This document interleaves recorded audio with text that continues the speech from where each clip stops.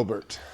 What's up, buddy? Not much, man. I'm here. I'm alive. I don't know how. You made it here. Yeah.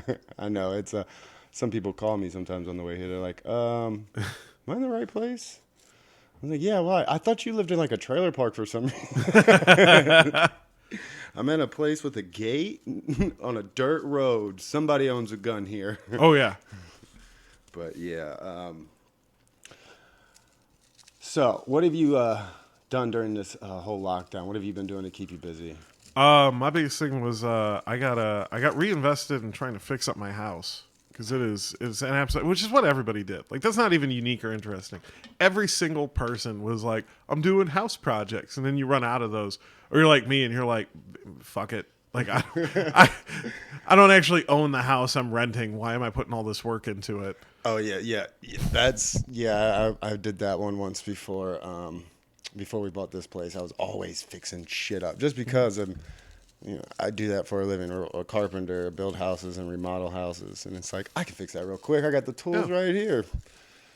And eventually it became. I was like, dude, I just put like $300 worth of work into this shit. Yeah.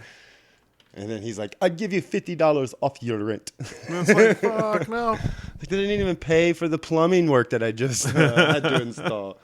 But yeah, I hear that. I did a lot of home repairs while I was doing it.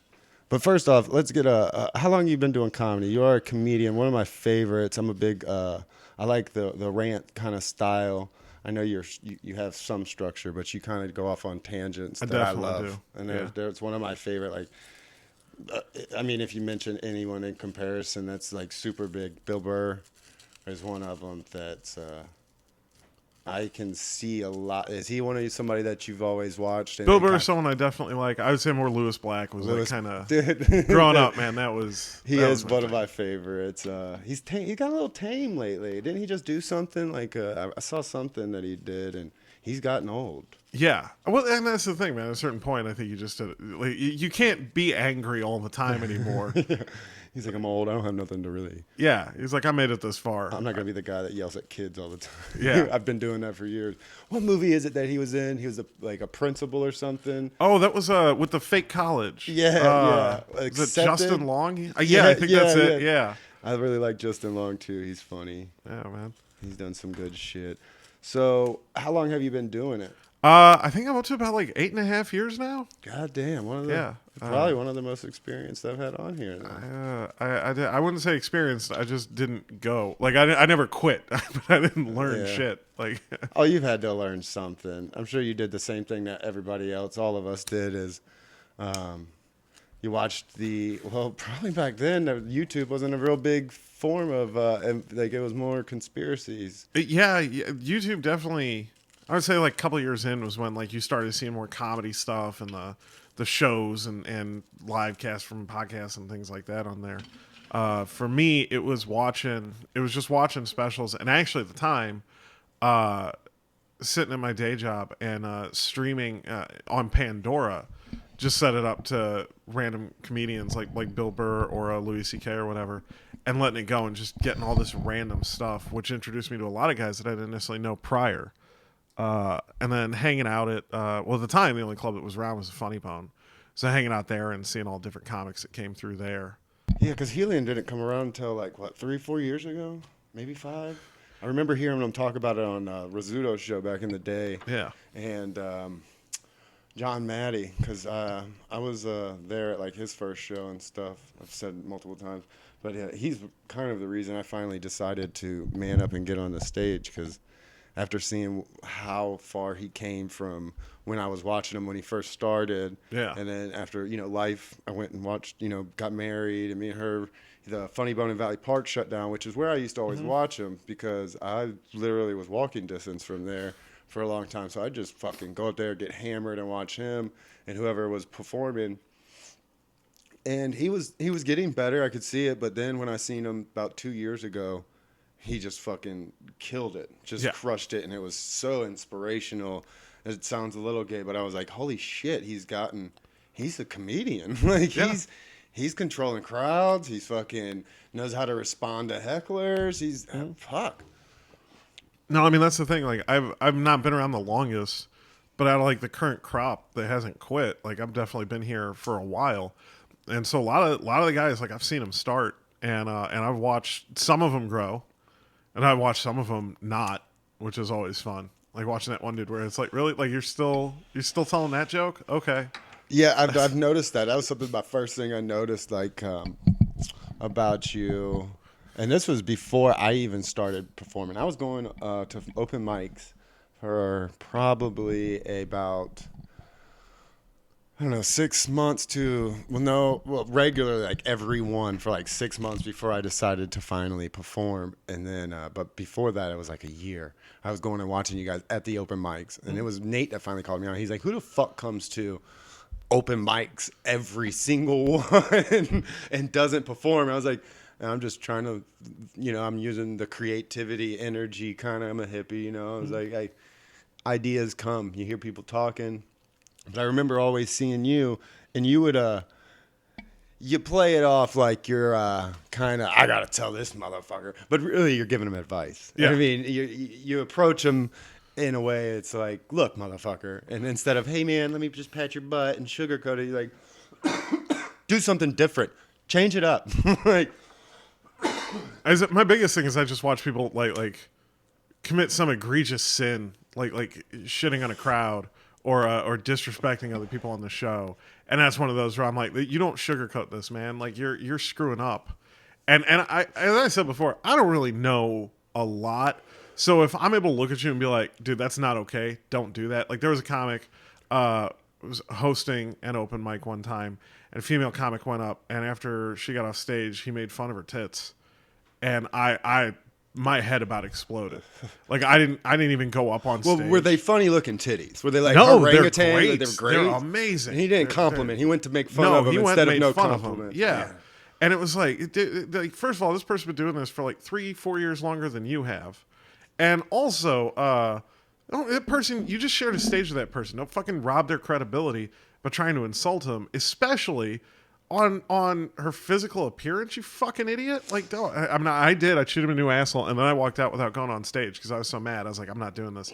You probably would have been on fire that night. No, I would have just been yelling about him the whole time. Yeah. And that was the other thing, too. Like, that same night, he opened up with his set, asking girls in the crowd, like different random girls in this tiny crowd, like, how much would you sell your pussy for? And it's like, dude, we know you don't have that kind of money. Why are you asking? Like, this... I think I know what you're talking about. But we don't bring up names here. No. It's no need to. The people that are in the crowd know the gist of it. Yeah. I've had to, there was one episode I didn't even, just because they kept saying, I was like, dude, I'm not that great at editing. Do you see a big, huge iMac here? No. No, I'm not going to say names. I've already burned enough bridges because I just don't have a filter when something annoys me. So I don't drop names, but I will definitely tell stories, and I'm fine. Oh yeah, it does. And some of your stories are my favorite. Like, if it wasn't for you telling me like the whole situation at the roast battle that one night, wouldn't have been half as good as I've said it is. But I had them on actually not too long ago because me and her have had words, as you know, and I was like, fuck it, come on, you're a bitch, I'm an asshole. Let's get this out of the way. And She did say what she had to say. Like, she thinks I appropriate people's culture with my hair. Yeah. And I was like, well, I tried to explain to her, I was like, I was the pinkest one in my house and at school. Like, I was the only white one. My mom married into a black family. So I'm not saying that's my culture, but what is my culture then? Like, I grew up on the beach with dreadheads that I'm a dime a dozen out there. Yeah. And then out here with my black family. So what Yeah. and if this is the part that I decided to fucking appropriate, getting pulled over and stopped and searched every time. Yeah. Like, but we were cool and we're cool now. And that's kind of like, it's something that I don't see very often anymore. People won't, they'll sit there on their keyboards and they'll do it. But like you said, you called them out right there instead of going on after the show and getting on your phone and just that shit's annoying. I won't say I haven't engaged in some keyboard battles, but I never start them. Like, someone posts something ignorant.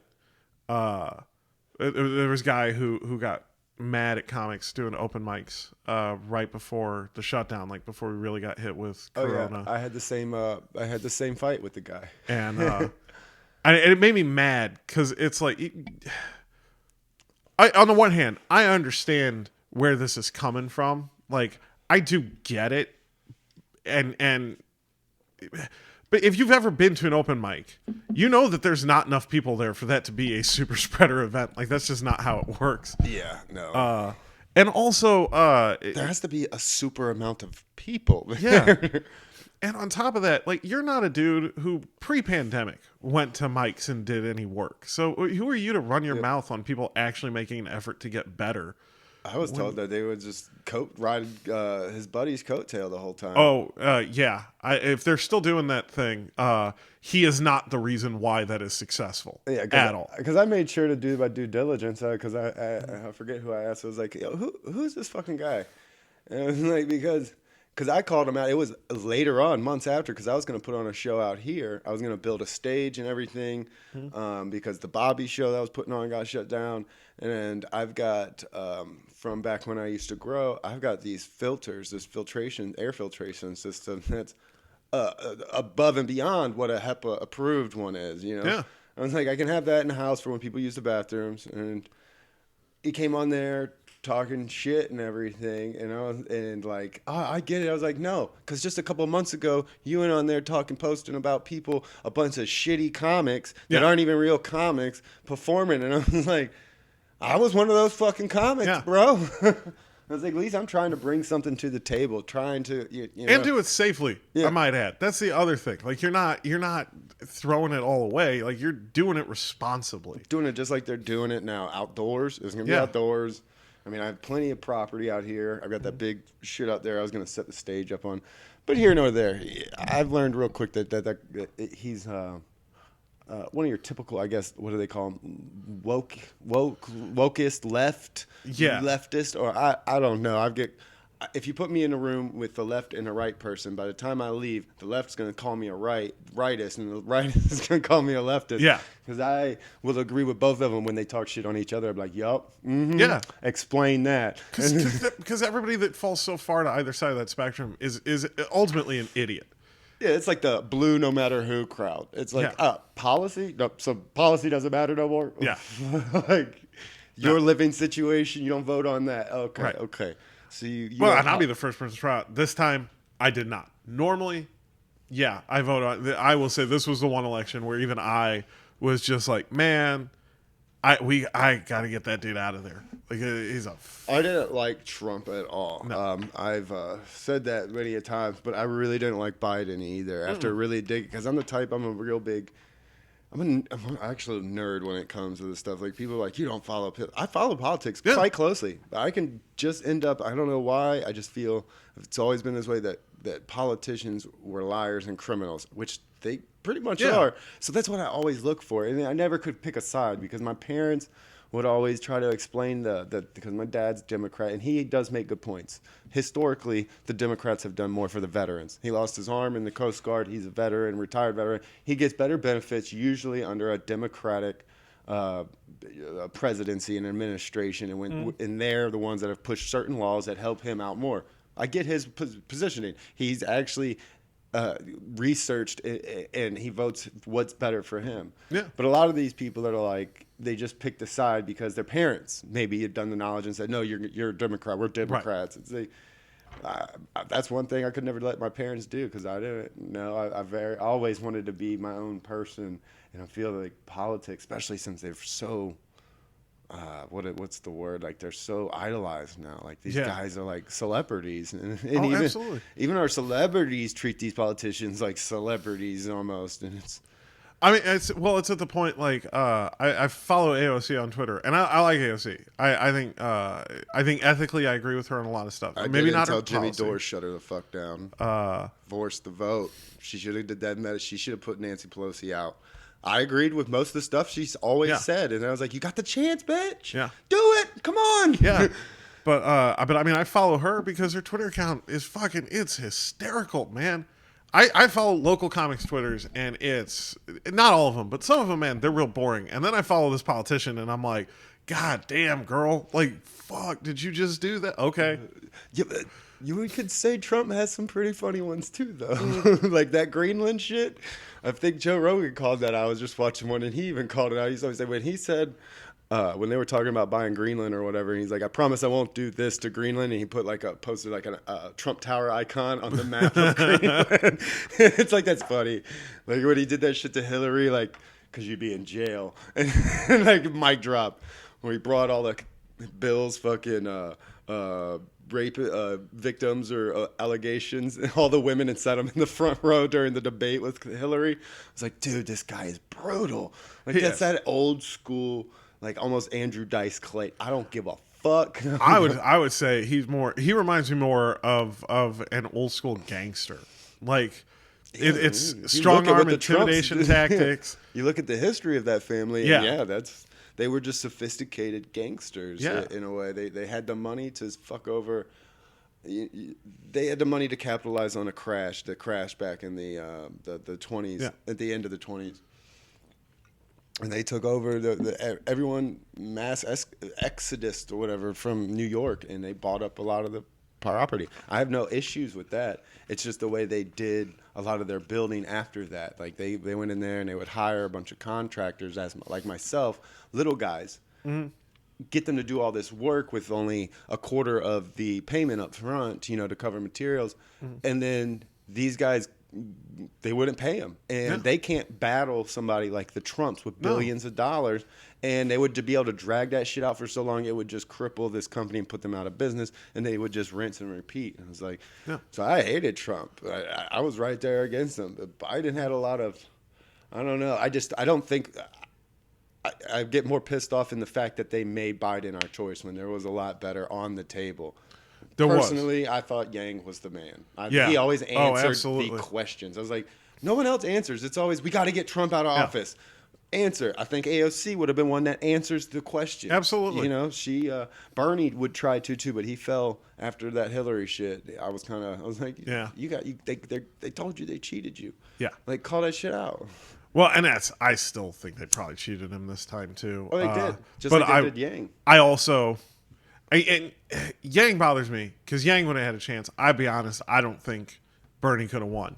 I think that dude has all the best intentions. Like, I'm not trying to knock him as a person. I just get too many people that don't like him. But yeah, he's say what you will about liking Biden or not, and I don't. But man, he can play to the middle of the room. And that's what you have to do. Because, again, you've got the people that are going to go red because they're going to go red. You've got the blues that are going to go blue. And then you've got these people here who are going to be swayed by whatever nonsense they're going to be swayed by. And ultimately, Biden can play to that, man. That's his crowd.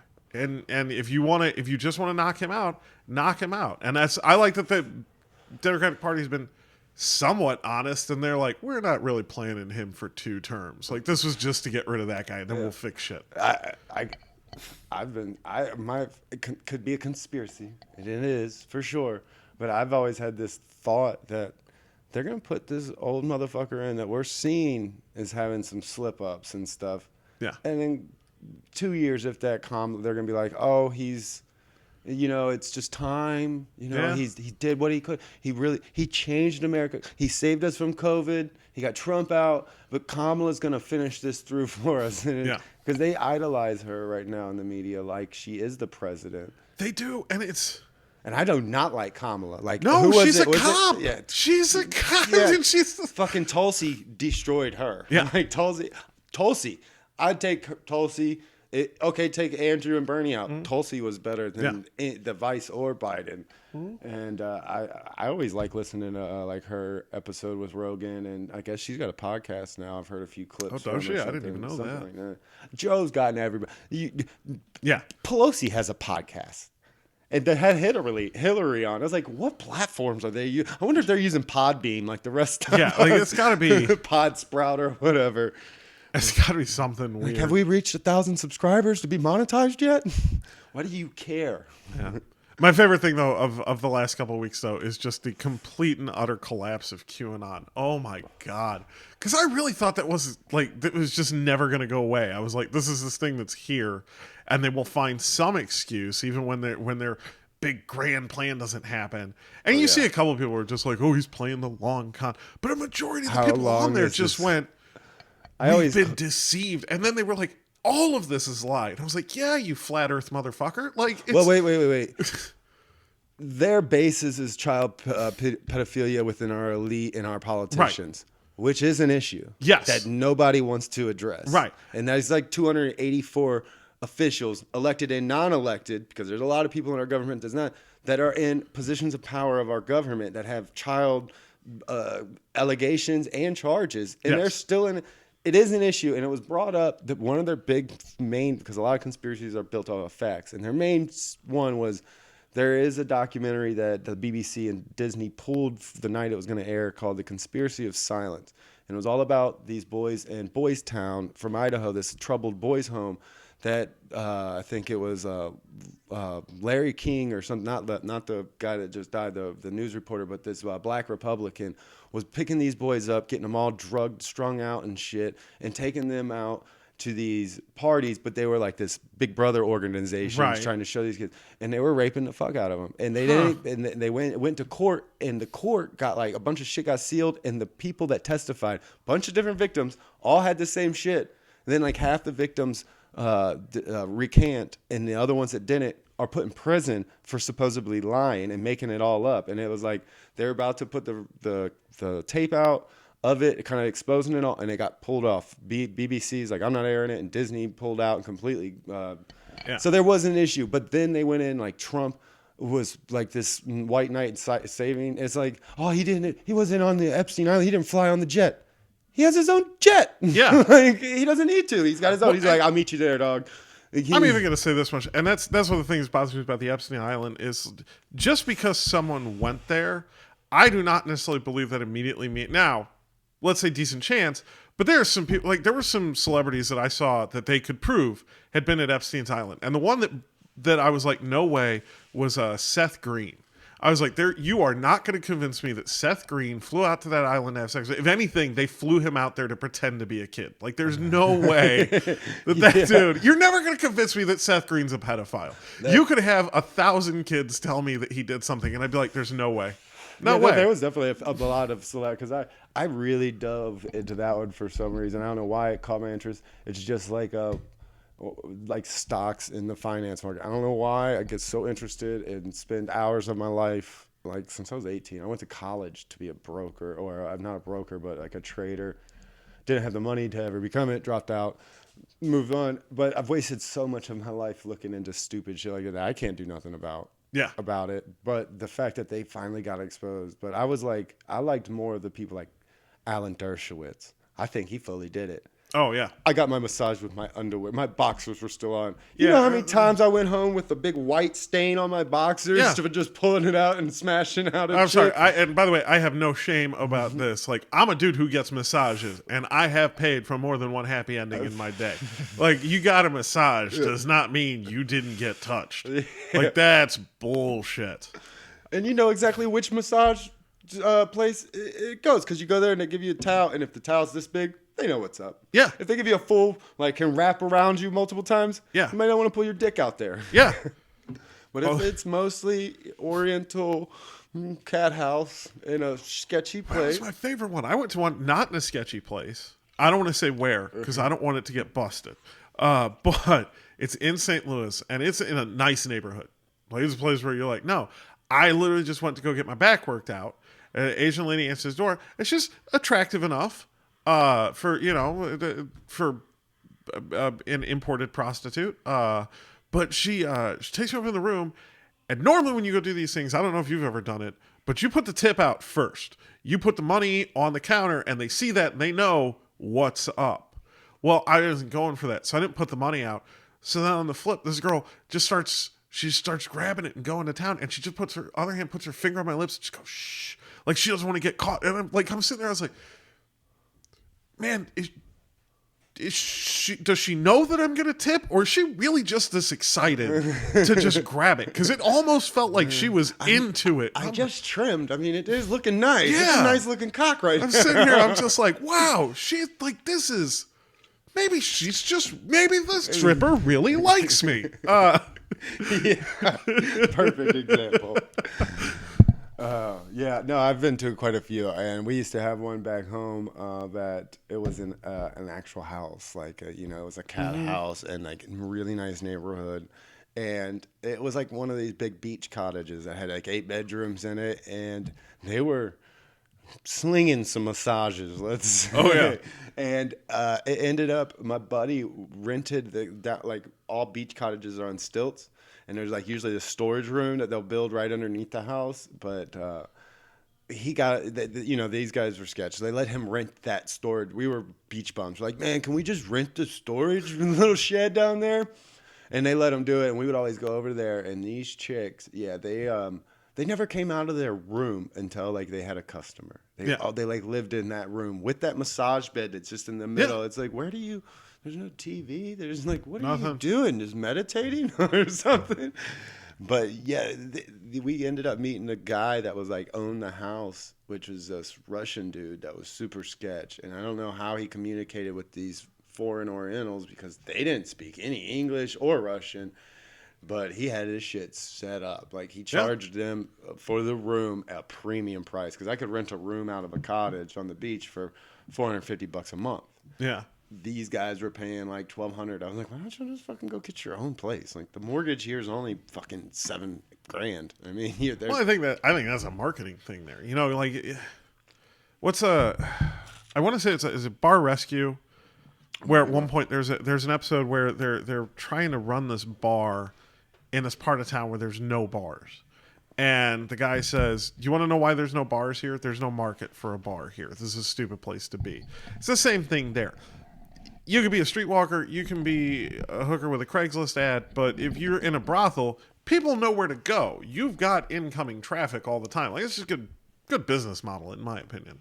Yeah, I noticed the one I found in St. Louis, it's closed down, was... a Coffin Cardinal off Manchester? It's a little bong and head shop. No. Oh, it's like the most sophisticated glass place, like to get a bowl or a pipe, because it's right there and off Manchester by, like right down the road from the mall and everything. So it's in West County pretty much. But right next to it was this little Asian massage parlor, and you could immediately tell, because anytime I was there to buy papers or a pipe or something, and I go there often. I actually got fired there. I started working there and got fired within 2 hours. How did you of all people get fired from a head shop, man? I had to learn this case of vaporizing the vape pen thing because that was a big product.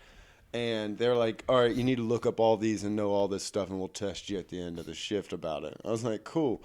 Well, this is during business hours, so people are coming up to me asking me questions about it, like, because everyone thinks anytime I'm in a head shop, I work there, and comes up.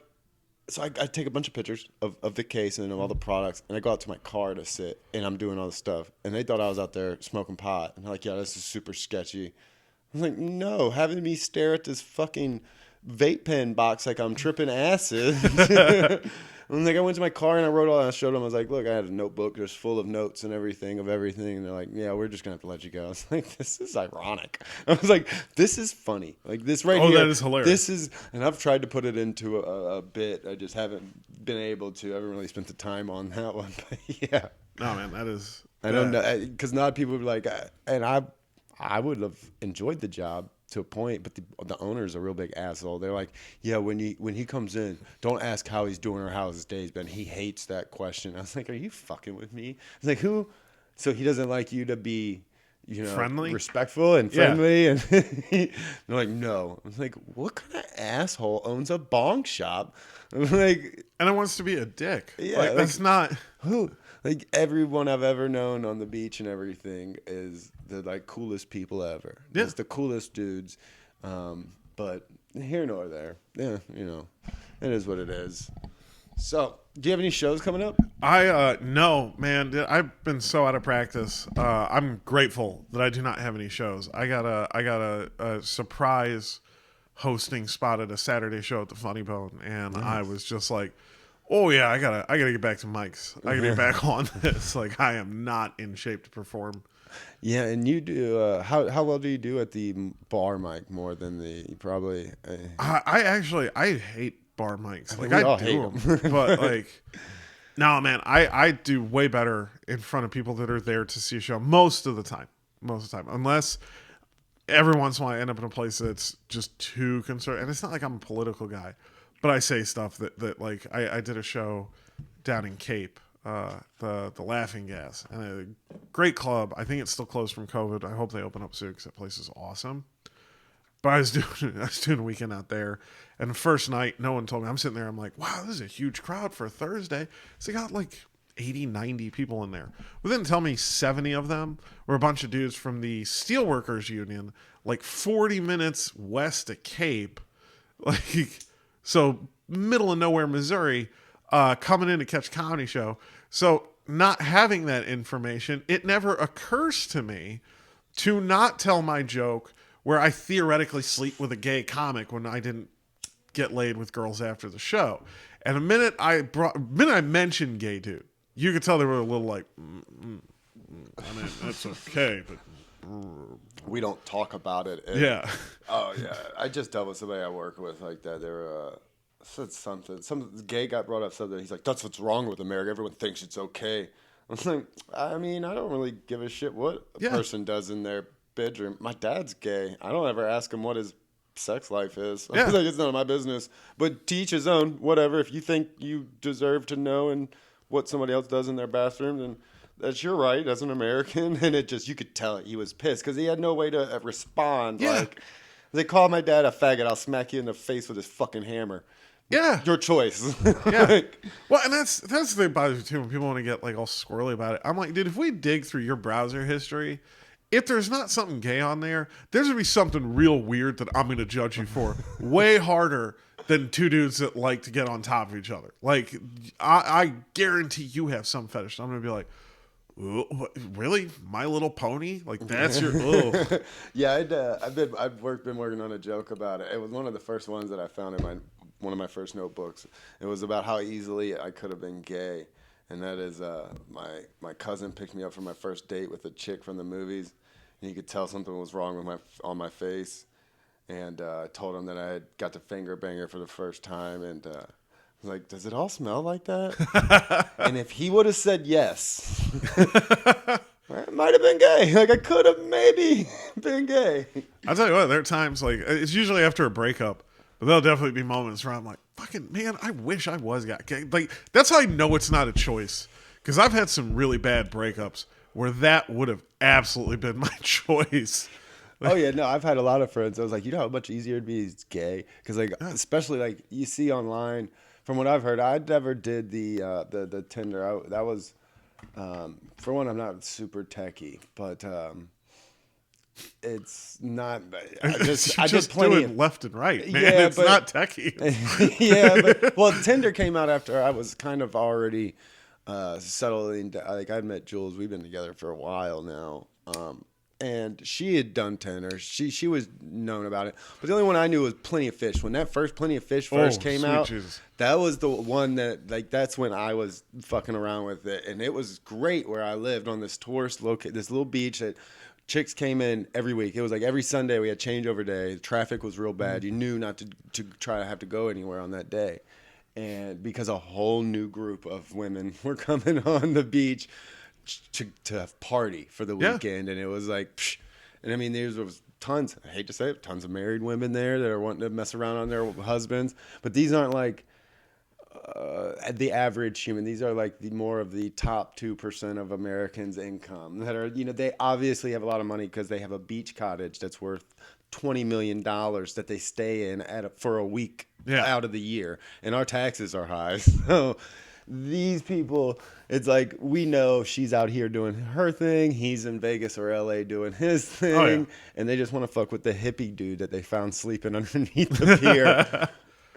So, but back to what is the number one thing that clicked with you? That's one thing I've been asking people with comedy when you were doing it. Did something click? Because I see certain comedians that like start off, I've been watching, that it finally seems like it clicks and their shit's starting to like, they're like, oh, if I just change this up, or this wasn't even a joke, like, understand, was like some people had to figure out joke structure before it clicked and actually understood what that was, or somebody tell you anything, a comedian that you worked with that was like this. Like Ronaldo's was, I think he told me he had a guy that told him, did you do any of that?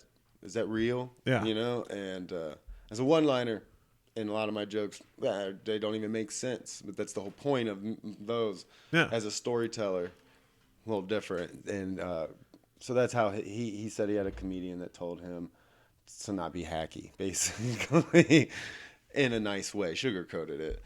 I had two things. One, and this we're going back about 6 years. I decided I was quitting comedy. I wasn't getting any better.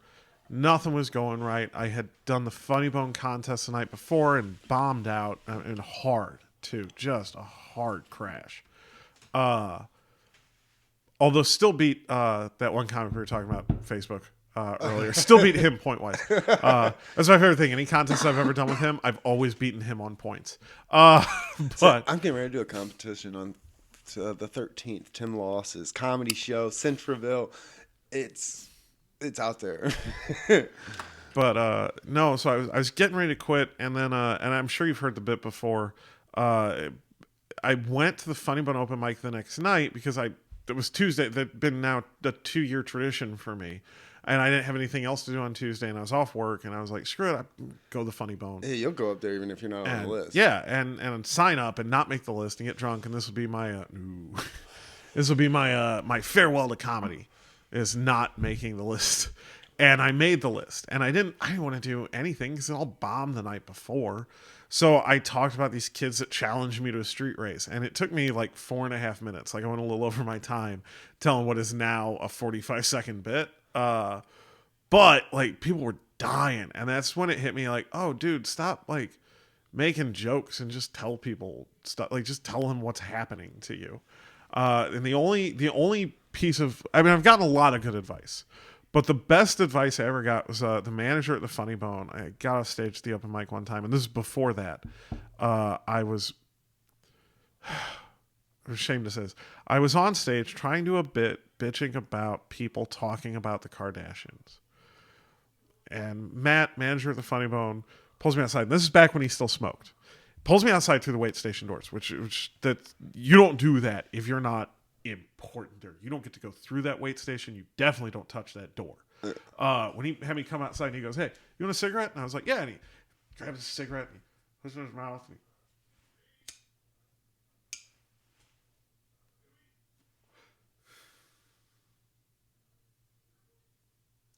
do you ever stop and think about what the fuck you're saying when you're on that stage? You just bitched about people talking about a thing, and all you're doing is talking about it, you dumb son of a bitch. And I was like, oh my God, he's absolutely... And I had to go back and completely change my perspective on everything I was doing. It was really the best advice I ever got was, do you ever think about what the fuck you're talking about? And it's That's actually really good, yeah, because, I mean... Yeah, you hear that, right? I mean, still to this day, you have people complaining about people talking about things. It's like, dude, bro, like you're talking about it. Yeah, you're being worse.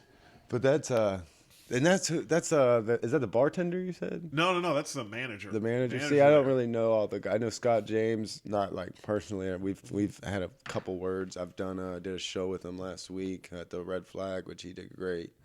But although we have a joke that's very, very similar, which is weird for a storyteller and a one-liner, because it is one of the ones that my first set back at I did. It was the one joke that I've actually got a compliment on when I first started from Lisa. But back when Trump first got voted in and they were trying to first impeach him a couple of years ago, I was there. I remember on the news they were like, the Republicans or something like, they're going to try to do one of the worst things that you can do. And I was like, I bet JFK would disagree. And I made that a joke. I was like, they think impeachment's the worst thing that can happen to a president, but I disagree. And I think JFK would too. And then he kind of had one as well, and it was very close to it. And I was like, man, I hope I did mine first, because I do not want to be thought by Scott James, the guy that runs Funny Bone, as a joke thief. Because I've got it back from when I was like, let me look at my messages, because I know this one what was her name, Lisa Lisa. She was ran the open I know who mic. you're talking about, and I cannot think of her last name. Yeah, So bad. Andres or Andres or Yeah, something. yeah. Yeah, she had complimented me. She's like, "That's one of my favorite jokes that I've ever heard," and I was like, "Wow!" Like, I mean, that's a, you know, I figured a lot of people had made that a connection already, but that's the worst thing about one-liner too. I figure every single joke I have is just a shortened joke of what somebody's told the story about already. Yeah. Because I would say this much. Scott's been doing it long enough. He wouldn't think. I'm assuming, but he's been around long enough to know. And I've done it. I've accidentally 2 times. I know 2 times specifically. I've accidentally used something I heard from someone else. One of them was from a formerly local guy, and the other one I accidentally. It was a tag. It wasn't the whole joke, but I accidentally took a tag from Patrice O'Neill, and it popped out of my mouth while I was riffing. And people were dying. And the minute it popped out, I knew what happened. And I got off stage and I was dejected. I was like, "What are you talking about, man? That was great." And I was like, "That was Patrice O'Neill. Did none of you know that?" yeah, And they're just like, "No, man, that sounded like yours." I was like, "That's not mine. That's someone else's." And I can't believe I said that. Like, I can't believe Patrice that is came a out of my legend mouth. too. Oh yeah, I love Patrice. Yeah, Man. your style, because you do riff so much, is probably, I'm sure it wasn't completely even. It was probably still not very close, because that's one thing I have learned about comedians. Like, you don't ever have to worry about somebody that's ranting if unless they completely stole somebody's whole rant. Yeah. It's hard to steal it, because usually I feel you guys go out and you just have something on your mind and you have a few little key points that you want to stick to, but you just freehand the rest of it, or and it's hard to steal something like that. Even if you're trying to steal it, Yeah. it's really, it's nothing like that person that's trying to steal it. So I couldn't see. It's really hard for me to believe that it was exactly the same as Patrice O'Neill. I'm almost sure that the like. Or was it just a short? It was little... like 5. It wasn't even a short joke. It was just like 5 words of like, "And I hope this happens" or whatever. Okay, yeah. And it was like that part was word for word, and the minute I said it, I was like, I heard that, and like my brain just immediately Patrice. The whole thing with me and Scott, I probably feel like in my head I'm like worried about it, but he is a story, because he had a whole story with it. Like, it was like maybe a 2-minute bit or a minute and a half bit that he did, which was great, and it was definitely more complex than mine by all means. It was just part of him punching up a section of his story, so. Which makes me feel even shittier now that I said it that way, because I just realized one of his jokes, punching a joke up of his was one of my whole jokes that was one of my favorites. Yeah, it just shows you the level. But it's just different styles. I mean, that's because there's. Well, I write as a storyteller, because I always thought I was going to be a storyteller. I like Sam Kinison. I like Jamie Foxx is one of my favorites. I was just watching a documentary last night, and it actually had Jamie Foxx talking about comedy, and I was like, nobody even considers Jamie Foxx a comedian anymore. No. They don't think about it. I was like, shit, that, like, I might need security. And those 3 Jamie Foxx specials he had, and I really wish those guys would do it again. Like, I don't understand that. Like, could you see yourself becoming famous from being a stand-up and ever leaving stand-up just because you got booked for a movie or something? Like, I thought the stand-up was and maybe it's just me. Maybe it's just me as a fix. I get my fix from it. That dopamine rush, that feeling you get from making people laugh, from the magic. We are, forcing people to do something that naturally doesn't just come. You can't just force anybody to laugh. Like, hey, laugh. They're not going to just laugh. You have to make them laugh. And that doesn't happen very often. So this is a hypothetical, because I'll never get booked on a movie. I can't imagine that.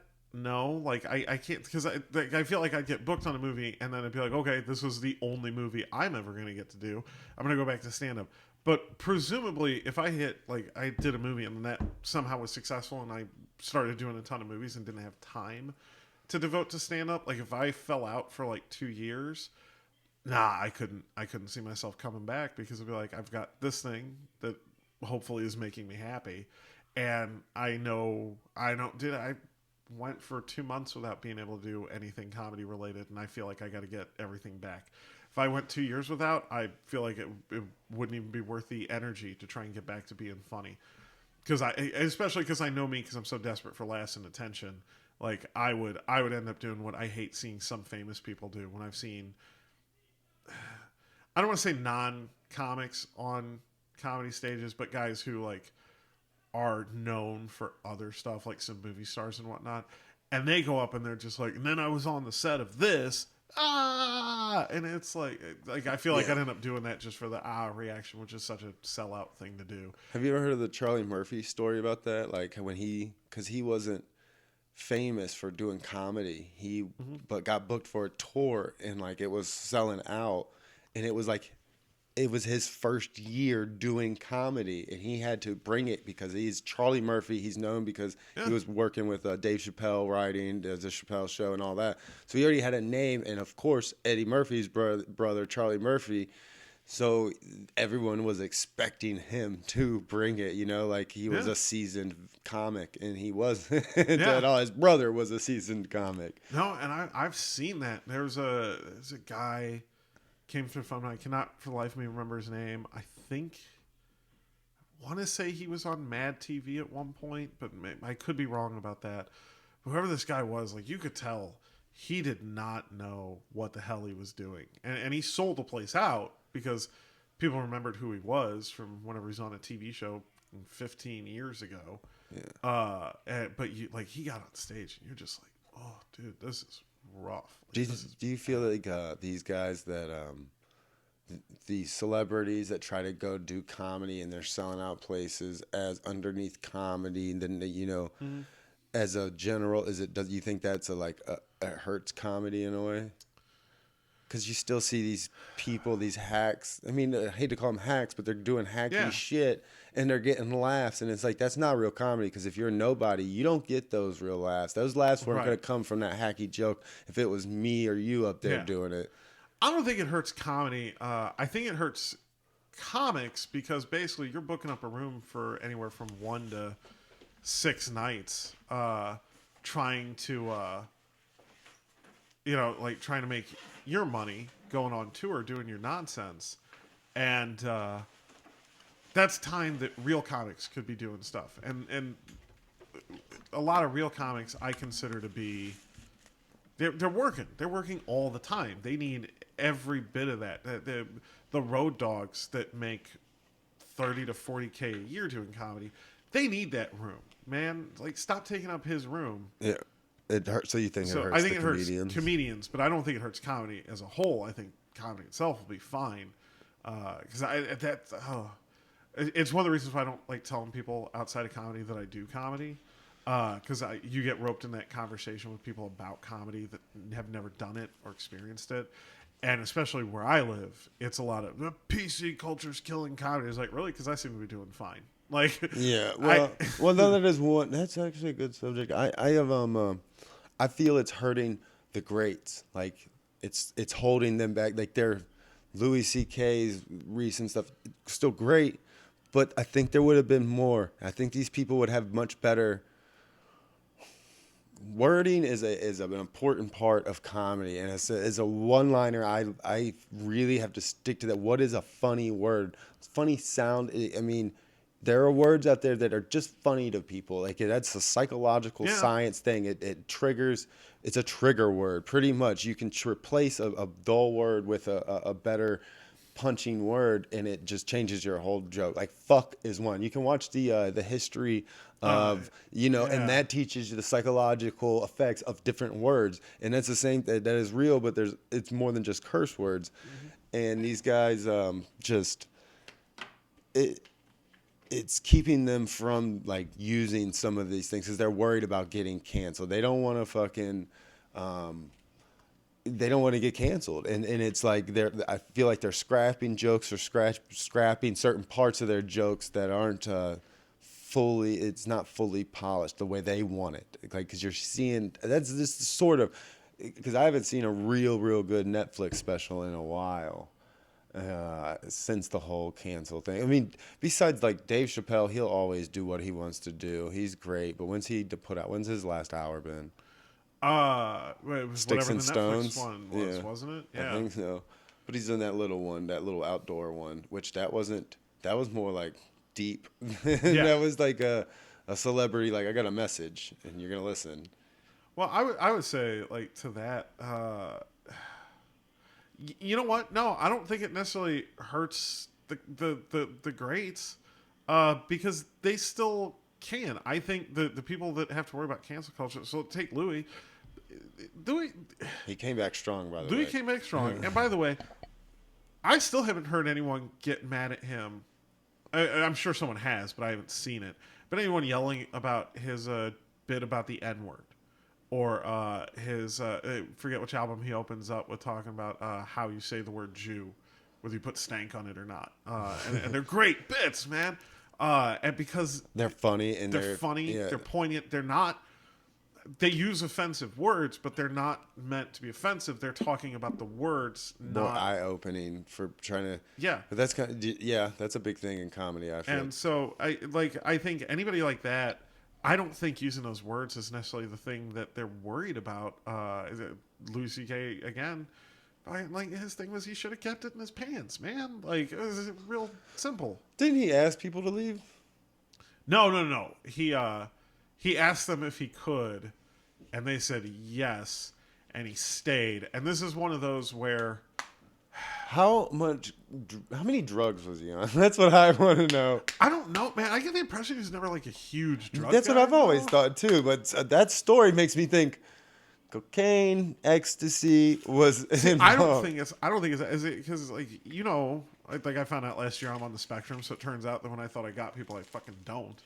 I can easily imagine a situation where I ask someone if something's okay, and they use the word yes, and because I don't get inflection and facial expressions, I interpret yes to mean yes when it doesn't.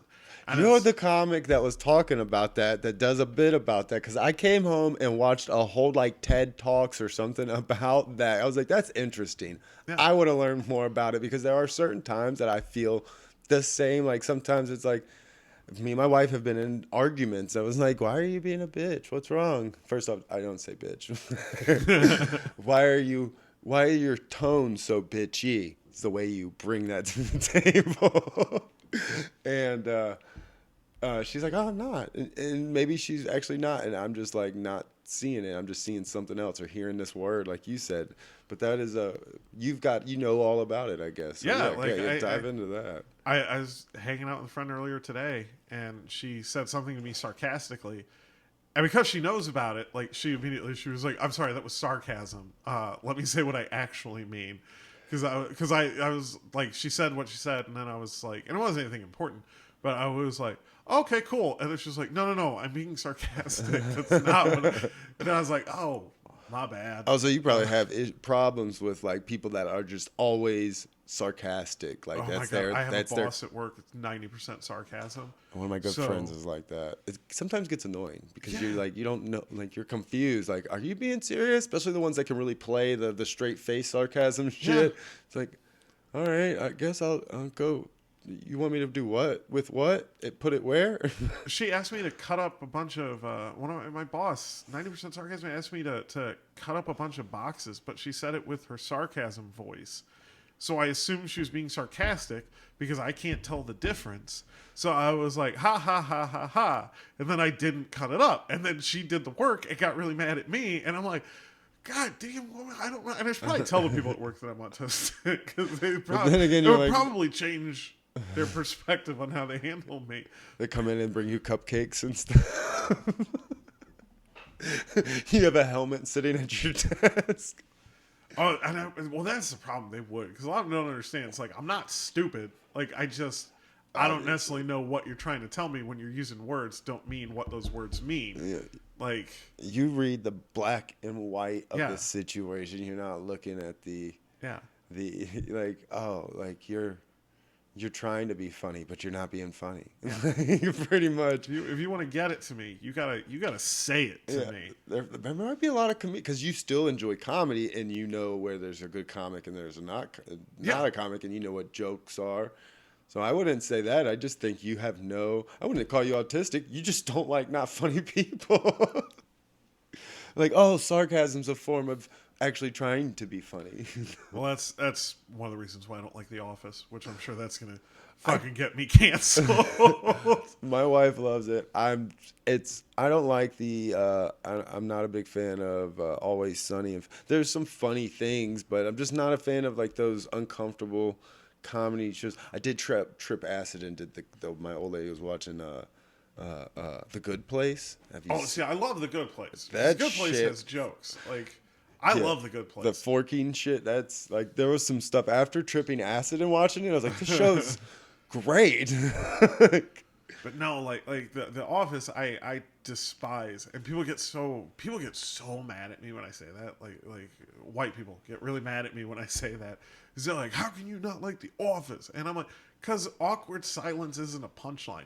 I believe that if you think The Office is hilarious, it's because your jokes land as flat as theirs, and that's how you perceive funny to be. Like, I'm not anti-quirky show. I'm just against no punchlines. How long did it? The show is for me. How long did it take you to realize before? Like, I don't see you very often record your set. Do you record? I do voice recordings. I don't film it. You don't film it? No, I just record. Because that was one thing I realized that I wasn't like one or two laughs, and you feel like when you first start, like those one or two laughs, and then you remember there were like 30 people there, and you only hear one or two people laughing in the background. I'm like, that wasn't funny. I wasn't, it was just some drunk person back there laughing at anything that somebody said. And I see a lot of people that come off. They get this, they kill it one time, come on, and for the rest of the time, all they need is one laugh, and they're like, and in my eyes, okay, if that's all you need, cool. Yeah. But me, I actually want to make I want applauds. Yeah. Like that's when you get an applause, that's what I'm counting and go for. That's why I always hate doing shows with John Maddie, because he'll get like 4 or 5, and I'll come away with maybe 1, and he's like, "Oh, better luck next time, buddy." Yeah. It's like, "Oh, you asshole." Oh, so that was a perfect John Madden. Just crushed that one. But no, I definitely record everything, because I will sometimes think that I did better when I'm up there than I did, and then I go back and listen, and I'm just like, I got like maybe half of them on that joke, not all of them, or not even 3/4. Or even, one of the worst for me is when I'm in a place that I know and love, like the Funny Bone, and I know the guys who were there, and I know what their laughs sound like, because I got to sit with them through the rest of the mic. So then I'll sit there and I'll hear them laughing, and I know that they're not laughing because it was funny. They're laughing because it died. And that's like one of the more painful ones, is being able to pick out my friends who I'm just like, yep, they're laughing at me fucking bombing on that joke. That's awesome. And I think that, yes, because a lot of newer comedians don't realize that, like, yeah, you're getting laughs, but they're not laughing with you. No. They're laughing at you. Absolutely. Like, and because that happens to me, like, especially if it's a group of the guys, like, I know, like, the other night at the Scoreboard, I did all new jokes. Like that I just had. I went through all my old notebooks and I was like, all right, let's just make all these. Let's see what they got, and it bombed worse than fucking Nashville on Christmas morning. It was bad. Like you heard someone in the background. Like I think afterwards, I'm getting off, and Ronaldo's like, you could have warned us before you bombed the place. I was like, yeah. It was all new shit though, so then I think that's I believe that, like, if you get picked for the sign up or the list or for an open mic and you're a regular comedian doing it, you better fucking try something new. Like, absolutely. Oh, you better be doing something. That's what you're there for. You're getting that time over somebody else that maybe had some new shit they needed to work on. I will say, I don't necessarily say that you need to be doing something new, but you need to be doing work. So if you're doing old stuff, it needs to be in a new way. You right. need to be figuring something out how to make new. it better. Different. It's like, you should be polishing it. You shouldn't just be like, oh, I got picked, so I'm just going to go do what I did last week the exact same way. Yeah. And I had an issue with that when I started watching my videos. I was like, man, they look all the same. I couldn't distinguish between which night it fucking was besides looking at the video info. I was like, oh, wow. Yeah. This is the exact same thing, the exact same set, maybe a different joke that I used the other week instead. And I don't know. I believe that these guys should be doing something new at these open mics. I haven't signed up for the Funny Bone since they've opened back up. I also did have a couple words. They didn't pick certain people on the Funny Bone list when they first opened back up because of the Red Flag, because we performed at the Red Flag, Right. and I guess somebody got exposed, which I wasn't even aware of, and I really didn't care because my old lady works at the mall and at her place with kids and grandmas and all that. They get tested, and everyone we're around, I know I'm around regularly, is tested, and that's a big thing. You hear it. Oh, I just got tested. My results will be in 2 days, and you can guarantee the next 2 days I'm getting a text message that tells me if they were positive or not. Yeah. So, but they didn't pick us, and they told us they weren't gonna put us on. And I got a call one morning, and needless to say, I said it the wrong way the other night. I was doing a sober thing. I do a dopamine detox kind of thing where I try to kind of quit. I stopped smoking as much weed. I don't do any weed, no booze, caffeine, all of it. Try to cut it out for a few days while doing like something, because when you finally do go back up on stage, it's like you can actually tell the chemicals and shit being released, and you see it in someone that enjoys to partake in drugs. It's you can like, oh, it really helped me see like you can naturally get this from something else. Like you can naturally, your body will do it. But anyways, he calls me up. Gary Becker calls me up and was like, hey, did you hear? They're like blackballing us this, and this one morning. And I like had worked a fucking 50-hour week. I was like, oh, really? So I went up there and I wasn't like cussing. I didn't do none of that. I was just like, so can I come up there and watch if I wasn't picked for the sign up to support? That was the way I approached the whole situation. And somebody was like, oh, I'm sure you can. I was like, do I need to get a test? Because I think they're like $130 and I don't have insurance. And it'd be crazy if I had to get a test. And I was being an asshole. I'm a third person. And yes, it may have been moronic. And I was unaware of like this other guy, Brandon or James or somebody being testing positive or something. And okay, but here or there. If I was like, I was told we weren't going to get picked or allowed to perform at the at the Funny Bone if we were performing somewhere else. No. Okay. While they were shut down, and I know it's not like that, but it's like, okay, well, I can poke that fucking that monster a little bit. Let me stir this pot, and that's when me and Nicole had our second words, because she came on and was like, for my healthcare and professional advice, it was like, well, I'll quarantine if I've been around and you want me to, but I got a mortgage. If you tell me the quarantine, fine, but you better tell me how you're going to pay my mortgage and my car note and everything else. And then somebody was like, stuck up for her, and I was like, well, I was hoping she was going to give me information how to diversify my portfolio a little bit, and being an asshole. And that's when I was like, fuck this. I'm just going to bring her on, because it's either going to be good or really good. I would say as much with them not letting people on from that show with the exposure. It wasn't a permanent ban, and they're not saying like you can't do other shows. They know guys are doing other shows. Their thing was they know that these was it like 6 guys at Red Flag, 8. Yeah, it was. Show? Oh no, there was. Yeah, something like that. I don't know. I really guys? don't even know who was there. It was a night that I went and did an open mic, I believe, and I was like, and then I was called and told, you can't sign up or they're not picking you. And I was more upset. I was like, why didn't you just let me know if I needed to go get a test or something, and that's going to better my chances and everything? Right. Because no one told me. If I wouldn't have came up here and started talking shit, who's to say I wasn't going to show up Tuesday just to watch comedy because no one else is doing it? Well, so the assumption there, and again, it's an assumption. And that's why all this shit's so confusing, man, because you got to factor in, like, they're just trying to be responsible. Right, but let a motherfucker know, because I spend money. Right. Like, that's one thing that I spend money. But there's a general thought process of, if you've been exposed, Like, I almost had to cancel this. I had to go get a test this week because I found out I was exposed. And I'm I have tested. fucking We tested bulletproof. before. Yeah. It's like, do you know how many times I've dodged COVID and herpes? Like, it's fucking nuts. Wow, I herpes should- too, huh? yeah, That one's yeah. it's got me twice. Nope, I managed to make HSV free. Which is pretty awesome. Oh, not even the clap? Nope. Oh, come on. That's like a... No. No. I remember, I did have chlamydia once. Chick that was cheating on me back when I was a little, like 18. She called me up and told me about it, and I was scared.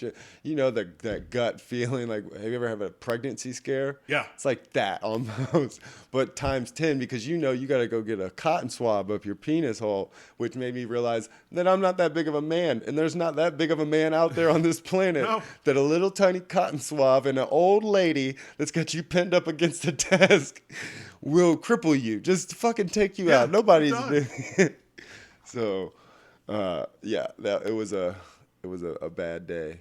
And then they just give you a pill. They're just like, here, take this. I was like, yo, this is easier than the cold. Like, this is all I had to worry about. Yeah, it's a pill and don't fuck for like a week. It's like Something like that. Which me and her weren't fucking at the time anyway because she just gave me the clap. So it is. It's like it's no, man. That's super easy fix, and it's again just keep it in your pants for a week. And for a lot of the dudes I know, that's not difficult at all. I just now, like, me and my wife just decided to start having kids. So like we haven't worn protections because her birth control works. My swimmers must not, it shuts that shit down. So we've been fine. But I was a firm believer in condoms. Like, I would just back when I was a kid and couldn't afford them, my friends would steal the little 3-pack. I was like, fuck it. I went and got the economy pack. I was like, these dudes, as many condoms as I've bought and have just wasted at that, they should send me a Christmas card or something. Dude, you want a weird Christmas card story? So January 12th, I got a Christmas card from a company. It's a Christmas postcard. And first of all, January 12th, that's a weird time to get the Christmas card. Thank you for all your business this last year. But it's the company I order all my sex toys from online. And I'm like, that's a fucking weird... Like, first of all, how much shit am I really buying? Yeah, well, I guess they just know their clients, and that's good. It's customer support. Well, I thought back to it. It's like I decided to expand the toy collection this year. Like, I went wild. I got this harness, these straps. He's like, if we're going to be locked down, baby. I got these straps that go under my bed and wrap up around it with cuffs on the end. Oh, I know all about it. My mom ran. Well, one of my best friends, Cody Dubflow, Egan's Rats main guy. One of them, he was the manager of Dr. John's in Fenton, and my mom worked there nights. So. Yeah, I know all of the toys and the stories that are those places. But you have a bit about the porn industry. Is that something you really wanted to do, or is that something that you've done? It was something that I've done. I am not currently doing, and I don't have intentions of getting back into it. But fuck, man, the money's really good. It's like OnlyFans is looking tempting with the cut in hours at work. It was one of those things. It was an ex of mine got me involved taking pictures for her while we were still together, and shooting videos for her to sell online. And I think this is even pre-OnlyFans, or OnlyFans wasn't big yet. But it was stuff for her to sell online. It was great because, first of all, like, for me personally, I think it's hot to date someone that sells their shit, because there's something really sexy to me about the fact that all these dudes are paying cash money to fantasize about having sex with a girl that I'm actually having sex with. Like, that's awesome. That is a huge ego boost. So like, it doesn't bother me at all. And then she's making so much money off of this. She's taking me out on nice dinners and shit. Got me a new jacket. Oh, there wasn't. You should have had a contract. Like, it was. Well, that's not the jacket, is it? Because that's pretty This dope. is actually no good story behind this. But no, she got me some nice stuff and all these other things. And then she had a lot of friends in town who did it, and they liked what I did, and they were like, "Oh, you're a photographer. I mean, it's not the best. There's definitely better guys in town than me, but they're like, it's not bad. How much is he charging?" And it was just like, "Oh, wait, well, he didn't charge me because we're dating, but we worked something up." And it started off with me. Then you realized I should be charging you, bitch. I mean, I was kind of getting a cut of the money. I was getting treated to stuff, so it's like, no, you know. I mean, But you got the mortgage this month, right? so I got taking pictures for some of them, and then shooting videos. They handled most of their own editing, but eventually I started taking over some of that too. And then it hit a point where I was like, man, I want to make more money at this. And I got real deep into it at a certain point where I was writing scripts and shooting them. And I had to have been a nightmare to work with because I wrote these scripts. They're short, they're 18-minute videos, but I'm like, this point of dialogue matters. You gotta say this line like this, or the fantasy doesn't play. Like if Kubrick made porn, Wilbert's Hustlers Club. like I was so anal retentive about getting the story and the vibe right and everything, because like we're playing to a fantasy here, we're doing the fantasy. You asked me to do this, and I'll do it right. God damn it! And you're the dungeon master. Yeah. Lo and behold, making porn translated to now running D&D. But so I got real heavy into it, and then one of the things that encouraged me to take I didn't stop it, but I definitely took a step back. Was I started realizing that most of the women that I knew in my life, I started looking at in terms of how much would people pay to watch them masturbate. And that's not a healthy mindset. Like, that's not a way you should look at anybody. Like you shouldn't be at your friends at your other job when you're both bartending and look at the other bartender and be like, you know. If you need to bake a little Because extra. it gets real Eastern European at that point when you're just like, you want some money. It was bad. Meet me at this warehouse. So I took a step back. I kept doing it, and then I was in a few, which was a thing, and that's where the money is. By the way, shooting, scripting, it's easier. Way less money. You get in there and you do the job. And the best part is none of it has my face. None of it. But I mean, so there's a lot of shots from up here that just have this arm bare. So I'm like, no one's gonna know my identity except for my stupidly unique tattoo that runs down my entire we're gonna get arm. into, because that is one of the most unique. When I saw that, because I remember I first time seeing you, I wasn't even performing yet, and I seen those tattoos. I was like, this motherfucker. It's like, how does he? It's like, because there's not many people our age. No. What are you, 30s? 33. 33, about to be 32 this year, and there's not many people that I talk about this shit a lot, like, and they look at me and they're like, what? I think it's the oldest story on earth that we have recovered so far. Yeah. You don't No, it's not Jesus. Like, way before Jesus. It was like Jesus came from this story. Yes. That's so if they don't a lot of people don't know, it's that you have, is it Anu, Inky, or Enlil? You got the actual artwork that they've recovered, right? Yes. So this one, from my understanding, there's a lot of mixed reports on it, but it's supposed to be a Syrian piece representing Mesopotamian lore. Is this chunk here? This one is an actual Mesopotamian cylinder press, which they would put these on the ground, and they would just roll them along the ground on pathways leading to temples, so that you had this repeating artwork to the place of worship. And then up here we get into Akkadian stuff, and then I can't pull my sleeve up enough to get the Egyptian stuff.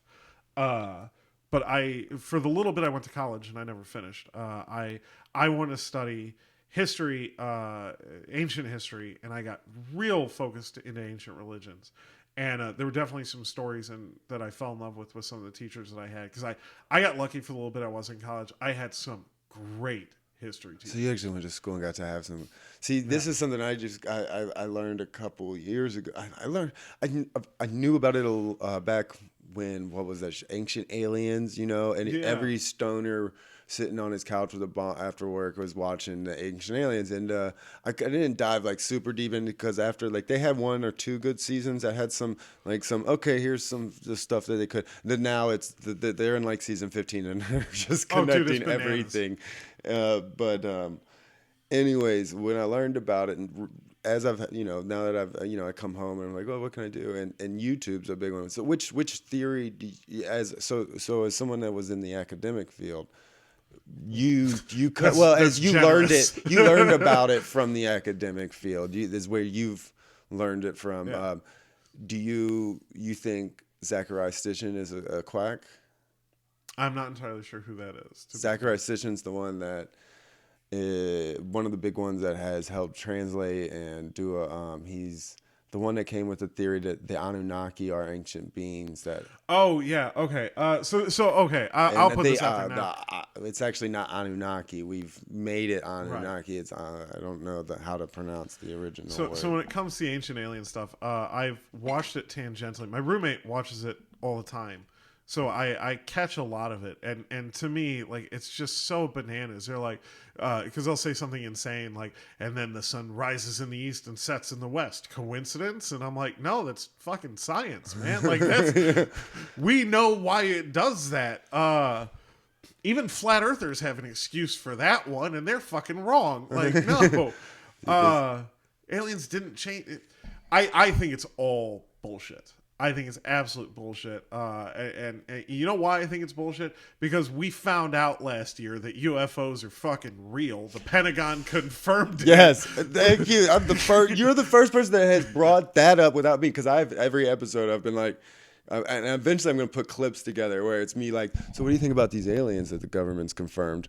And they're always like, what? I was like, you're like 9 months. And we completely ignored it. 9 months ago. It was on like Fox and CNN, everything. Yeah. The Pentagon came out and said we've recovered. It hit the news cycle for a day. And they were like, cover your face, put your mask on. Put your mask on, and murder hornets immediately took over. Which, by the way, what the fuck happened to the murder hornets? They just disappeared. Yeah, they got here and they were like, fuck America, man. But no, so we confirmed that they're aliens, and if you really can't come up with better conspiracy theories than the Illuminatiist crap that you have, then I'm calling bullshit. I feel like, okay, this goes back to the conversation we had before about pedophiles. I don't even know the stuff that you know. I know there's politicians that are pedophiles. Yeah, that just goes without. There's plumbers, there's mechanics, there's politicians. I mean, there's pedophiles on every aspect and class. Everywhere. That's what they do. They go out and they have jobs, and then they do the pedophilia shit at night. They're there. That's a thing. We know it exists. If you literally believe it doesn't, if there's not rings of this going around, you're an idiot. Now, not to the QAnon level. The QAnon level's fucking... Yeah, they're batshit. But it exists. Yeah. You have to be an idiot to not I think the Epstein thing is the only thing that really showed, like, oh, there is actually maybe a problem if they, because this kind of power and the amount of women and kids that they were getting ran through, and with the guy that ran Victoria's Secret models and all this other stuff. It's like, oh, I mean, there is some... It was just like, oh, wow, maybe some of these conspiracies, it made you take a second look. It definitely did. Not a second look at QAnon. No. I mean, you didn't need a second look once you got to the end of one of those. And the only reason there's the video, it's the quality. These fucking people with the quality of the video production of these conspiracy theory videos and the weed. The weed's too goddamn strong, and I'm even saying that. These motherfuckers are getting dabbed out of their mind, and they're watching a good Hollywood quality goddamn conspiracy theory about it. And they're like, I'm set. I'm sold. Yeah. Earth is flat and QAnon is real. And I'm like, no, man. So like, to go back to the ancient aliens thing. Yeah, because that's one of my favorites. If we can't, it's like, I'll watch it. I think it's interesting, but I look at it the same way I read Greek mythology. I'm like, that's a really fun idea that never happened. To me, it's Star Wars. Oh, that's cool. It's not real, but it's cool. And I like following. I like seeing the mental gymnastics some of these people will do to justify their ridiculous ideas. Oh yeah, that with the ancient aliens, that's how it is with that. I'm more into, since actually this is great. Translation wise, they have issues, right? Many Yeah, different peoples with the Sumerian cuneiform texts are yeah. very. It's all different. That's why the Zechariah Sitchin translates certain words as they were beings and not gods. And the best way to do they discuss anything about planets on any of the cuneiform texts? Nothing that I have ever. No, they Because if they okay. do, Again, this that's is that big a piece of evidence. Is like, how the fuck is the oldest right. people that But created this the shit? problem is this still you're translating a long dead language. I mean, it's gone. Yeah, they just took pieces from an ancient tribe that they had found, like Yeah. out there in the Middle East somewhere, that still had spoken broken, something like that, I Yes, believe. but language evolves. Like if you study language at all, it is constantly changing. Nothing from 4 to 5,000 years ago will be spoken the same way it was then. No, but there is a connection with Sumerian language. Oh yeah, yeah. It even in Mandarin or English, there's still a root There's connections of it, But which was language- crazy the way they did Yeah. this. But language changes. So what you're trying to do is you're trying to fit a square peg into a round hole. You're trying to translate stuff in a way that we understand. Well, this goes back to what I was saying before about sarcasm and context. You're trying to make me understand someone else's perspective that thought and spoke and wrote in a completely different way than I've ever experienced or thought of in my entire life. So no, I think that the issue there when they say things like beings instead of gods, well, that's an interpretation of a language that we don't necessarily know. But how the fuck do we know either of those are right? What if the actual translation was dude bro over there fucking stop the sea serpent god from flooding the farmland? Like you don't know, like that's no. I think you're just again you're trying to make something. You want something more than what you have, and you stretch to try and make it something bigger, and it just becomes this jumbled mess. And it's all fun for entertainment purposes until some people start taking. Oh yeah, it's very entertaining the way Yeah. they do it. But I know you, and I think that's a big problem too. Is they don't have the other side of this story because it's very popular on like YouTube and these other like video places. They really, and they do come with a lot of the information I got have come from them. But I'm the type that's always like, what's the other side? Just like with any religion, at that I'm like, well, we know by history the victor writes it, like Yeah. so, and it's always in favor for them. And I mean, maybe not the past 200 years lately, because they've given us pretty good, like we just don't recognize it the way it should be. Like America, built off of two genocides, the African people and the Indians, two genocides. We won't ever admit or recognize it as that. But I mean, and we're working on our third, if you look at what we're still doing in the Middle East, which is a conspiracy that ties into all of this, that we are over there like trying to uncover ancient artifacts and stargates and all this other shit. Really entertaining, really fun if you can allow yourself to just think like, well, what if? But you have to snap back into reality eventually. I will actually. This is going to be really dumb. I will give that one piece of validity in that, I mean, we do currently have a lot of Nazis in this country, and I don't know if you remember what Nazi scientists and archaeologists did for the Reich, but it was basically that. So if you got Nazis in positions of power, they might be in the Middle East trying to find some Hitler-esque that is one of the rabbit holes I've went down, is the technology. Well, I mean, everything we're still running our the rockets, the spaceships, everything we run off of today is what Hitler's fucking scientists came up with. That we just, what was it, the OSS turned into the NASA, and pretty much is what we smuggled them here. And a lot of the families are still in Argentina. There's a whole fucking community of Nazis that are relatives, and they're the offsprings of these people from the war. That are and it's completely different. It's like you go in there and it's like nothing this Nazism and or whatever is still a big thing, and Oh yeah. and it's a bunch of blonde Germans that are. Oh yeah. No, they went our- hiding hard there. But we brought the smart ones here, and that's Yes. what I've always said. We made a lot of money off of that war. Oh, yeah, we and did. then we just were like, all right, we'll get in there. There's some smart motherfuckers, and we got them here safely, under different names and everything, and then we jumped in because they were slaughtering fucking not just the Jews, but everyone that was trying to fight the Japanese, I think, were, and the French, and a bunch of other countries were all involved in that. Well, no, the Japanese were Axis powers. They were, and that's based off of them trying to invade China and us blocking that because we were like, don't fucking invade China and Japan. And Japan was like, hey, Germany, we know you don't like America. We'll help you. And Okay. So they were but they were still still a lot of them. Who were they fighting before we got in completely? Which China. They wanted to invade China. They decided they needed more space, which Japan's tiny. I get that. It's hard to argue. It's like, hey, we need more space, and I was like, well, fucking look at how kinda. the tables have turned on that situation right? politically. Just what was it last year that the whole China Japan parliament thing ended to where now they're one country instead of two. Oh no, that's Thailand.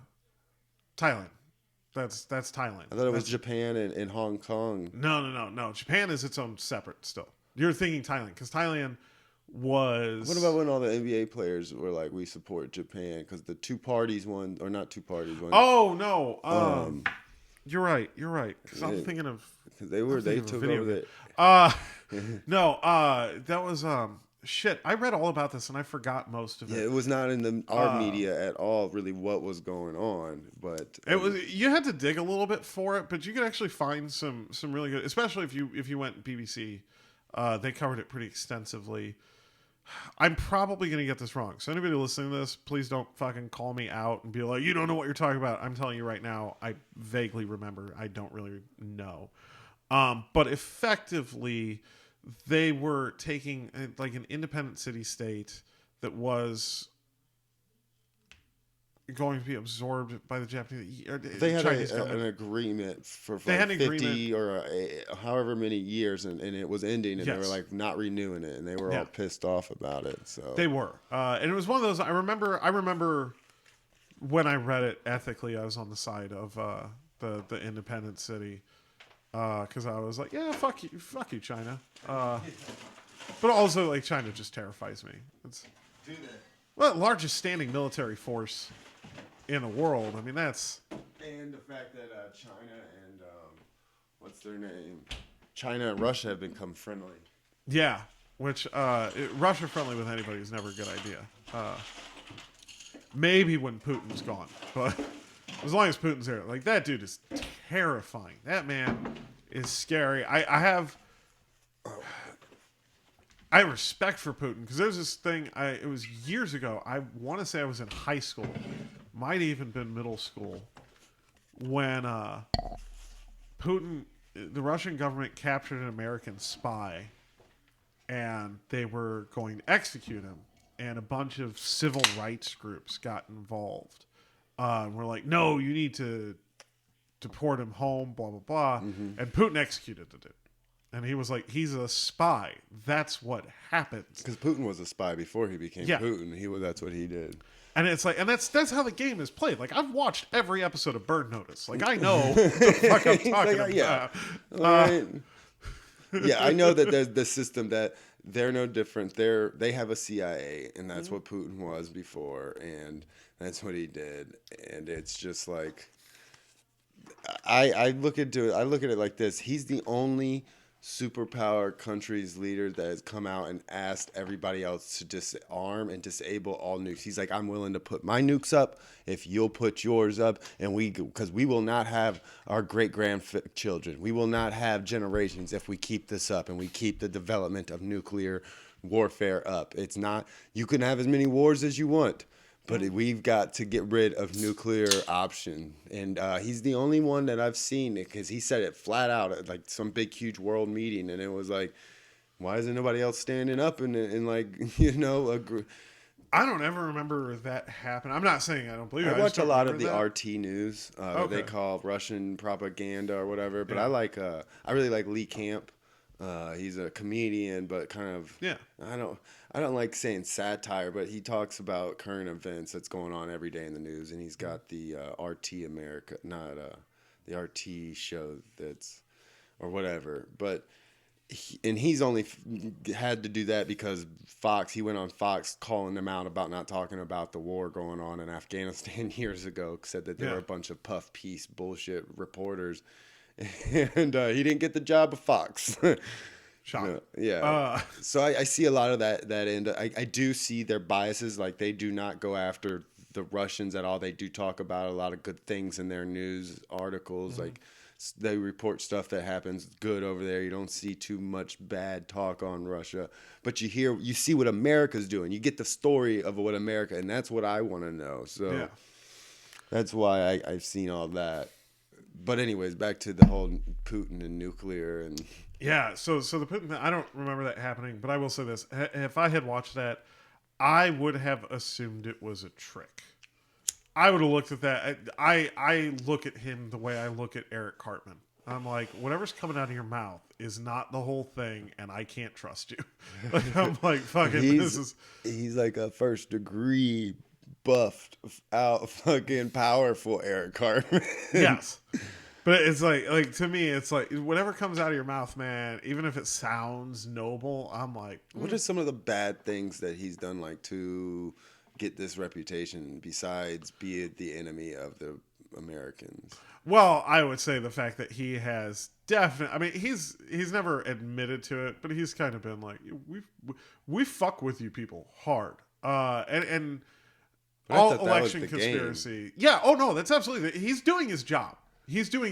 I understand that. But as a person who's on the receiving end of him doing his job, fuck you, buddy. I hear that, but it's the same way I look at the Repo Man. I'm like, nah, dude. Like, I know you're just doing your job, but fuck you. That's my car. Okay, I definitely get that. No, I don't know. He's definitely done some. Okay, like the spy thing. He has done that. That was when you are called out in a national media spotlight, multiple civil rights groups around the world are trying to get you to let this dude go. Now, I'm not saying what he did was necessarily wrong, but he decided to ultimately, in the face of everybody, execute a guy and say, fuck you guys. That's kind of a scary dude. Kind of like what we're doing to Julian Assange right now. I'm not super familiar with what's going on there, to be honest. He was the guy. Right? No, I know who he is. They've been trying to extradite him to give him pretty much the death penalty or 125 fucking years in prison. And they've been wanting it. Like Hillary was on tape saying, "Why don't we just drop a fucking bomb on him or something like that?" The CIA was in there raiding his trash, and they had cameras on. He had taken. He'd taken, what is it called, Safe Haven in Ecuador, I think. He had taken Safe Haven there and been stuck at the embassy there for 5 years, been locked inside the embassy, so he couldn't get caught. And we basically gave them billions of dollars and put a new president, because we control everyone. Yeah. And that's how they gave him up. He was carried out, hogtied and carried out, and he's been in jail up in the prisons in UK, I think it is. Then he's been put in a glass box. He can't even listen or talk or represent or talk to his lawyer at the court during the hearings. It's a huge fucking issue. Yeah, dude, I gotta look into that because that's bullshit. And everyone around the world's like, free Julian Assange and Edward Snowden and fuck. I don't want to fuck it up. Don't cancel me already. I haven't even got started. But the Bradley Manning, isn't that who it is? Not Chelsea Manning anymore. It's her name. She got the sex change, or it is Chelsea Manning, not Bradley Manning. Okay. Yeah, I thought it was Chelsea. So I fucked it up. No, it happens. Hey, my dad's gay. I love the man, and I've asked him to teach me about this, and he's like, I don't know. I'm an old gay guy. At a certain point, you can respect it and not understand it. They're not exclusive. You don't have to be scared of everything you don't understand. Yeah. I'm a cis straight white dude. Yeah, I was I've just never- called that this past 2020 for the first time. I have never in my life Don't felt, forget the white privilege. yeah, I got that. I didn't realize that. Boy, if I had known about that earlier, I would have taken much better advantage of that. I really did not. I mean, I used it, but not as well as I could have. I should have. I fucked up that one. But no. I respect trans people, and that's totally your thing, and I will support you, and I will fight for your right to be whoever you want to be. I will go down swinging for you. Just please don't ask me to relate to it, because I can't. I can't. And now I'm at a point where, like, I'm not allowed to ask questions, because if I ask, and they're like, that's ignorant. It's like, because I am, by definition, ignorant of the situation. Yeah, right. I don't know what they're feeling or experiencing. And I would like to, so I can relate better. But if I ask, somehow I'm the asshole. And it's like, man, I'm not trying to be a jerk, but if someone could put out like a pamphlet, like Google it, and when I Google it, don't ask these questions. Well, that's not a good answer, Google. That's one that I've there's a few things that if I knew somebody I'd bring them on just to sit there and have a conversation like this. Like, it's kind of like I'm gonna have Pat Ryan on, and I'm gonna ask him about the whole what's this I don't understand the asexual thing. I don't understand how someone can be it. So and I've asked the people that are close to me, but that's kind of what this whole thing is. So I was like, fuck it, I would bring him on and ask him about it. He bullies me a little bit, I think. Every time, like, he goes out of his way to pick on me. We'll be on post talking about, like, signing up for something and be like, oh, they didn't ask for potheads, Brad. They wanted a great comedians, not great stoners. You gotta look out for Feisty Pat. Hashtag like, Feisty Pat, people. What did I do to you, bro? I thought we were cool. Yeah, no, I don't understand asexuality, but I am extremely jealous of it. Do you know how much more I could get done with my day if I wasn't horny? Oh my God, if I didn't want to fuck. If you get married, no, I'm kidding. I'm kidding. I have plenty of sex, especially right now. She's got baby fever, so which I'm not too. I can tell. There have been. I noticed last year at one point in time before COVID, I was like, I could do this, working, and they had this. I was like, we could definitely afford to pay someone to take care of our kids whenever we wanted. And they were financially able, and I can build as big of an addition as we want to get away from them. But, here nor there. I don't know. But yeah, I don't understand that asexual thing. I don't understand gender fluid. My buddy dates a girl. Some days she's a girl. Some days, some days he's. Right, and it's one of those where you're not trying to be disrespectful. You have no problem with the person or how they identify. It's just like, man, it just pisses me off when I come over and I was introduced and met her and knew her as Maria. And she has like dreads and stuff. I always thought she was pretty cool. She worked at the Dr. John's where my mom did, is how I first met her. And then the gender fluid thing came about. And I remember we would go over there sometimes and be like, hey, what's up, Maria? And it's not Maria today, it's Ty. Or the next day I'd be like, hey, Ty. And she'd get mad at me in a way and like go off in a room. And it's like, why? Like, all right, take offense. I don't give a shit about that. I'm here to smoke weed. Yeah. And by the way, because I don't really understand how that works. I've never, to the best of my knowledge, I've never met anyone who's gender fluid. But if it does work that way and that one day you have one name and another day another name, I think that to keep everyone out of trouble, maybe you should wear a name tag. Because, like, I'm just saying, that's like, great how shit am I expected right to? Is there a schedule? Like, can I write this down in a calendar? It's like, I'm going to, nope, not Marie's, Todd's today. Then I'm totally, I'll do whatever you want. But you gotta give me a heads up. I don't know. Yeah. I don't know what's going on today.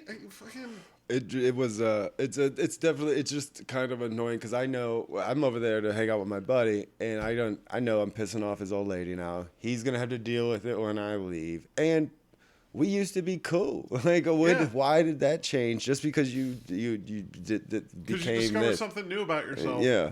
Like, yeah. I think she was just really upset and always angry because she switched to that like raw veganism, like just like dough balls. Oh yeah, that'll do it, that, man. Like You drop, wheats and everyone talks about fucking meat. Ah, man, you go vegan. I think the thing that kills your attitude, that makes you insufferable, is you give up cheese, man. Cheese is the shit. cheese is. I've watched the Boondocks. I know how white that sounds, but fucking, it's like tacos and white cheese, girls, dude. man. Yeah, cheese is great. Cheese is awesome. I'm lactose intolerant, and I will eat a brick of cheese in a sitting. Like, I don't care how much my stomach hurts afterwards. She's dealing with it. It's cheese. Yeah, my old lady really loves, like, we have those little Rico's nacho cheese, like, personal cup things. Like, you can, like, yeah, they come in a pack, like fucking Jello, almost, of just cheese. But, yeah, I don't know. I guess that's what this is. I learned this from Cody Bear. He told me that this was a cheese cutting board or a cheese serving tray or some shit. I was like, like I a thought, charcuterie board? yeah. I was like, I thought it was just for my bar. Honestly, I thought I was gonna cut lemons up. He's like, no, didn't you see the knife? That's a cheese knife. I was like, that's great to know, cheese man. We do charcuterie boards at the house all the time. When we want to have dinner but we don't want to cook and we don't want to pay for food, we fucking get cheese and sausage out of the fridge and then we put it on a fucking tray so that it looks fancy. Because that's all it is. Well, man. I mean, yeah. I mean, it's just Lunchables with better quality stuff. Like, it's. I do that sometimes. I have friends sometimes, and some of my friends are like a guy I used to do a lot of construction work with. He's not classy at all. Doesn't, like, anytime when he was single, I'd point out chicks and be like, no, she's not trashy enough. I was like, what? He's like, it's just not I'm not even into that. It's like, no. Her father was clearly there past 5. I got no shot. I was like, where should we be looking? Is she into NASCAR? But I've really liked doing like dinner parties. I have people come over for dinner. I'll cook and everything, because I did cook. I was a cook at nights when I was a kid, not making much during construction during the day, and I worked on a bunch of real nice restaurants, and learned. So I have people over who have like wine and all that shit, and a nice dinner, an adult dinner party, and I have some of my friends come over and they're just like. They're uncomfortable almost. It's like, oh, we're going to have dinner. And they're like, you actually have to. We're not just getting some pizzas, man. It's like, no, man, we made fucking London broil with this and this and this. And, yeah. No, I do that. I do the same thing at my house. You feel fancy and classy, you know? Oh, yeah. Well, the girl that I've been seeing, she started this new weight loss diet, which is crazy because she's so smoking hot as it is. I'm like, girl, like, what are you trying to change? Like, this is, but she's on this new weight loss diet, and it's like it works. It's proven to work. She dropped like 50 pounds before we met on this thing. So, and she did that in the span of like less than a year. Like, it's insane. Oh yeah, I when I get out, like during the holidays, I'll do that too. It's meth, right? Because you want to check. You might want to check. Look at the fingertips. Are they black? Dog? They're good.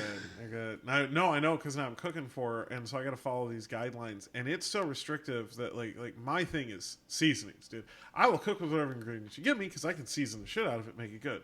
I will have to try your cooking because white people are known not to. Growing up in a black family, I learned real quick. I don't understand. I can't jump. I got no rhythm, and we don't season shit. That's what I learned. My grandma used to hate when my mom was cooking. And it drives me nuts because someone posted something akin to this on Twitter one time, and I've seen it make the rounds occasionally on Facebook. It's just like, do you know how much of the world we destroyed for the spice trade, and now we don't even fucking use it? Like, are you? What? Yeah, that's a good one. How many people fucking? And I'm just like, yeah, I'm not letting those people die in vain, man. You fucking hand me that Chipotle seasoning right now, and we're going nuts. But this diet, like, she's only allowed to have like half a teaspoon of oregano in a day, like. So I gotta cook. Does it really work that way? Seasonings and herbs and shit like that are really something something about carbs in natural carbohydrates in a lot of the dried seasonings, so you can only use so much. So it's been a hell of a challenge trying to cook for her. Last night I succeeded. I went gangbusters. I found this recipe for a pizza, but like she can't do the carbs. So this recipe used ground chicken as the crust, which was like it turned out awesome. By the way, it was nuts how good. Ground chicken, like powdered chicken almost. No. Ground or like Ground how chicken. did you? Huh.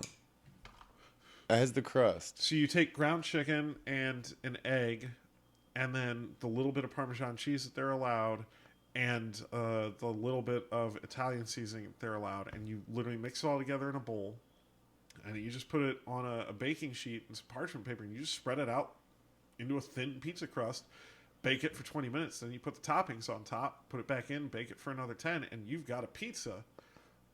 God damn, dude, it was good. It's not pizza, but it was a. You might want to call that something else. I don't know, it's all the traffics of pizza. It was there no mozzarella? No, there was. Oh, It was the low-fat skin mozzarella, but it was mozzarella. We had But sauce. no bread. No bread. That's That's not the pizza. only thing. No bread.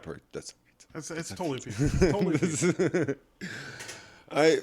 Okay. We'll agree to disagree. I'm very firm on this. It's like the pineapple argument. Don't put pineapple on my shit. I just don't like pineapple. Yeah, me neither. Period. Like it's not even a pizza thing. I don't like pineapple. Yeah. So like I will have pineapple juice in my fruity cocktails. That's the only time I want to. Yeah. If I'm drinking my fruity fucking Yeah. bitch Malibu rum and pineapple I or love my coconut. fruity cocktails. People look at me like that's big dick energy. I'm like, it has nothing to do with the size of my dick. I just don't understand why I can't get hammered and enjoy the way it tastes at the same time. Yeah. Like fuck it. We all grew up on fucking juice boxes. Like, why can't I just have booze in my juice box? Oh, I can.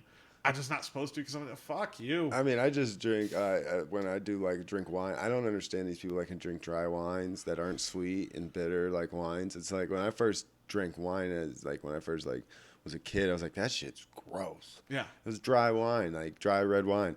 And then my old lady turned me on like years ago to fucking cold sweet red wine. I was like, oh shit. And then I found out they had sweeter cold fucking white wine. It's like this is like Sprite with alcohol. Oh dog. yeah, dude, I love the sweet wines. They're Yeah. the shit. Me and that Nicole Gory girl sat here and drank half a bottle and had a few good conversations. But I realized it's been a long time since I had wine.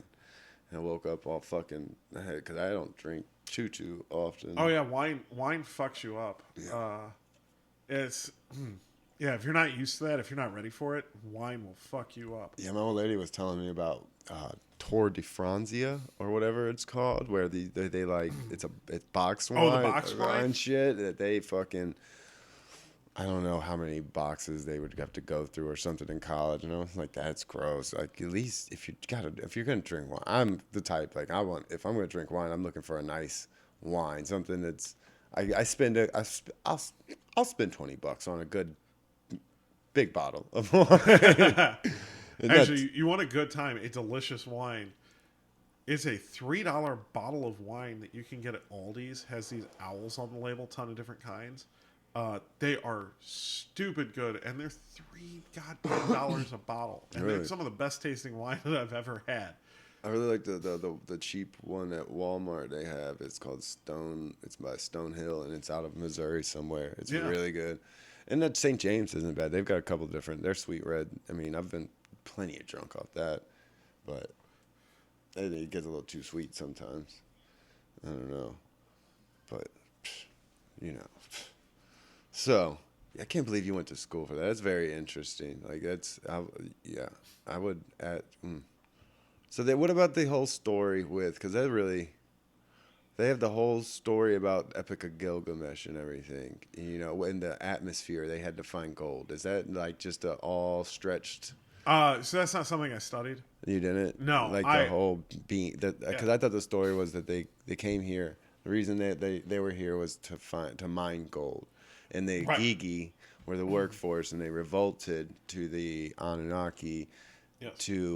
Because there was so hard to mine it because it wasn't in the oceans, it was in the ground, and not gold like gold teeth and chains and shit. It was like the powdered form like NASA uses in electronics, and they wanted it for their atmosphere. So none of that. Which it theoretically bothers me because I cannot believe that gold is that scarce a resource universally. It's not. It's not. They have to give you a permit to mine gold, and they control the gold trade very.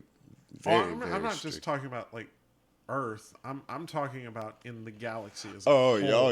It's got to be fucking everywhere, man. Dude, how big? They have gold meteors. Fairly common element, man. Maybe it's not. Maybe I don't know what I'm talking about. But again, that's another thing where I'm like, I just don't believe that gold's that hard to find in space. Yeah, no, because there's big chunks of almost any element like that out there floating around theoretically. Yeah. So. And it's especially if it's floating around as an asteroid, I feel like that has to be easier to mine than going to a planet. When you're working in 0G, you really just put it in a machine with no weight to it, just mass. Fucking tear it up and get your shit. Like, no. Well, there's multiple companies out there right now, and like Jeff Bezos' Star whatever program is got patents and plans and everything for that this asteroid that they've been checking that's got gold on it or some shit that they think theoretically that has. So that's kind of mind blowing in my mind. Like when you think of space, like when anytime, because I read that space science shit all the time. Mm-hmm. Every morning they have like news alerts and the space like, on Facebook or whatever. You can go to the news section and just push you like science, and it gives you some of the shit that they're discovering today. Every day it's just like the quantum leap. They're able now to transfer information with quantum physics faster than the speed of light. Oh yeah, with the quantum entanglement thing. Yeah. Which takes us to a big granted it'd take years to take the math and the the theory that they're experimenting with and bulk it up. But now that they have it, like the stuff that they've been working on for so many years, these physicists, as far as figuring out the math of it, is mind-blowing, because like they've got time travel theory and all that. They've got the math that proves that they can do it, but taking the math and putting it into actual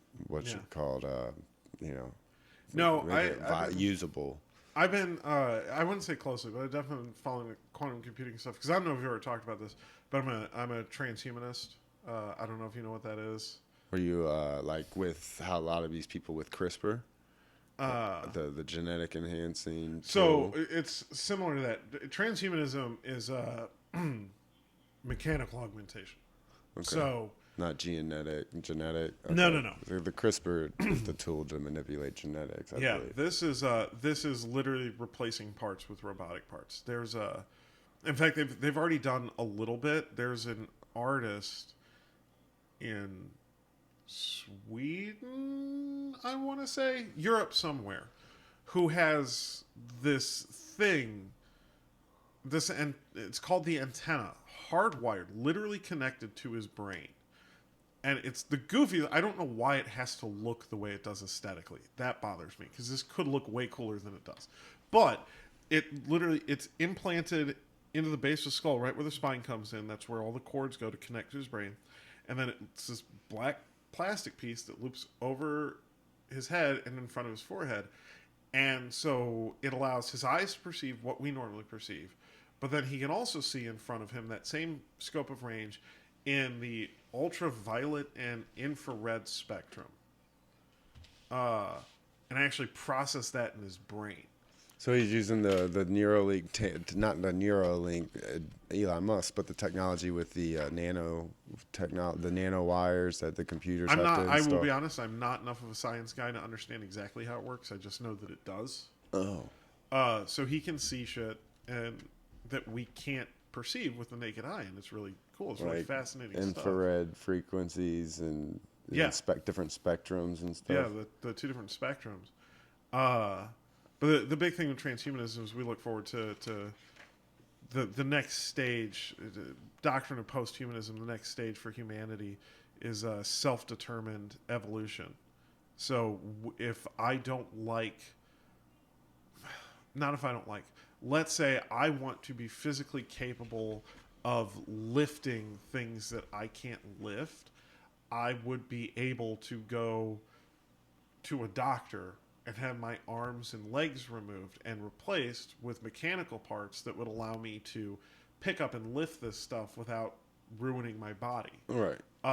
And it's a big thing for me. I was actually into it way before I knew what transhumanism was, just because I grew up reading science fiction. Like, I love Philip K. Dick, that kid that grew up watching Ghost in the Shell. Like, it was always stuff that I was into. I'm super, because I grew up around that. My dad was, as a kid growing up, my dad was always getting fitted for prosthetic. He lost his arm in the Coast Guard to a boat propeller, so he only had like a piece of his arm, so they had to customly make one for a couple. Like, he had a hook as when I was real little, like an actual hook. It scared the shit out of me. And then they gave him a hand that could just open and hold something. Yeah. And they've used his arm to like design different things for prosthetics, and it's pretty cool the stuff that that I've seen as far as robotics and with what they, and just think the more that these, because it's all ran by technology that's connected to something that's, and now that was something I dove deep into, not the 5G COVID conspiracy, but Right. what is 5G going to be bringing us? Like, what's that next step? Because it is supposedly an actual big step. Yeah. And it's going to give a lot of this AI and the robotics end of AI, and give them the ability and the speeds and the power they need to where they don't have to be connected so much in the lab or right next to where their main network is. Like, they're talking about being able to fly jets without people and can control it, like because we have drones, big ass drones now that they fly, but now they could fighter jets with all the components that's involved in it right there and not have any affect anybody. Yeah. And that's it is kind of crazy, but I really looked into the end. I really like that the knowledge and how Elon Musk wants to merge with where we can be connected to a, I'm guessing, well, the way he's presenting it is to help people with paralyzed people or people with Alzheimer's and stuff like that. It's going to help with, but you're going to be able to connect to a infrastructure of some sort of network, and once they're able to be able to connect you to network, the theory, not conspiracy, but the idea would be like the Matrix. You download jujitsu and you can do it or learn it and much quicker. Because it knows where to send that information and how to, because they've mapped out the brain enough to know that me doing the ball throwing motion, what the brain is telling it, which exactly information pass. So they're able to do that. They just download that shit, and your brain can pretty much, it already knows it, instead of having to have that memory muscle that we practice stuff. Which actually, if you make it think about it, what if somebody could download a comedy app and be a great comedian? How do you like it now? Well, there should be regulations. No, because so the ability to throw a ball or the ability to copy someone else's stuff, that's something you can download. Creation's creation, man. Like, you can't download. That's a good that. point. That's a good. You can't. You'll never be able to fake originality. You can't make that a chip. You can give someone all of the tools, but if their brain isn't wired to put it together, it's a bad analogy. If you give someone all of the tools that make a comedian great, but their brain isn't wired to open the toolbox and take them out, then make it their own. Then they're not going to build a house. They're just not going to. If you just download, if you're just able to download this program, it's going to make you whatever that program It can make you efficient at working, but it can't make you efficient at creating and doing. And that's why not just artists, even problem solvers, scientists, doctors, researchers, architects, out of outside of the box kind of thinkers. Yeah, you won't be able to. You can't recreate that with a download. It's just I just don't perceive that as possible. Do you believe that it's because that the theory is if they were like, let's say they became, when socialism is talked about, they're talking about, oh, well, it's going to kill creativity in the job market and everything else, and that we're not going to make advancements. Do you really think? Because I truly believe that people are going to create, creators are going to create, Yes. no matter what the result is. Because I mean, just like what was it, the smallpox or polio vaccine guys. No. The people that created, the two men that created insulin, they sold it for $1. The patent to a college originally for $1 because they're like, they have to have it. Like we have something that they have to have. I'm not gonna. And then unfortunately, an American company bought it from the college, and that's why insulin is so expensive today. But yeah, it was originally the patent for it was sold and given to a college for $1, so the college was able to produce it. And these people, the people that are creating, just want to advance us. I don't think if you give, let's say they said that with like if you gave the UBI to the people, because technology is going to displace many of people, especially automated driving. Yeah. When they allow that to go, because there's a lot of people that have you ever watched that Lex Fridman podcast? No. He's a guy from MIT. Joe Rogan's had him on a few times, so he made his own podcast, and he has all of his coworkers at MIT come on that talks about the cutting edge of what they are fucking doing in the world. Yeah. And he had an automated driving guy, developer, engineer that has a system that it's a certain, if your vehicle's at a certain year, he can make your vehicle with this fucking machine automated and it'll drive it around, and it's a completely different technology than what Elon Musk's Tesla's shit has. So I don't know. That's millions of jobs. That's millions of it is. So I think. Well, that's why we would have to shift our line of thinking, which I think you're seeing. I think you're seeing people considering, not for the same reasons, but they're considering that when the discussions about minimum wage adjustment, the discussion about fair compensation and workplace treatment. My biggest thing lately that I have really fallen in love with conceptually.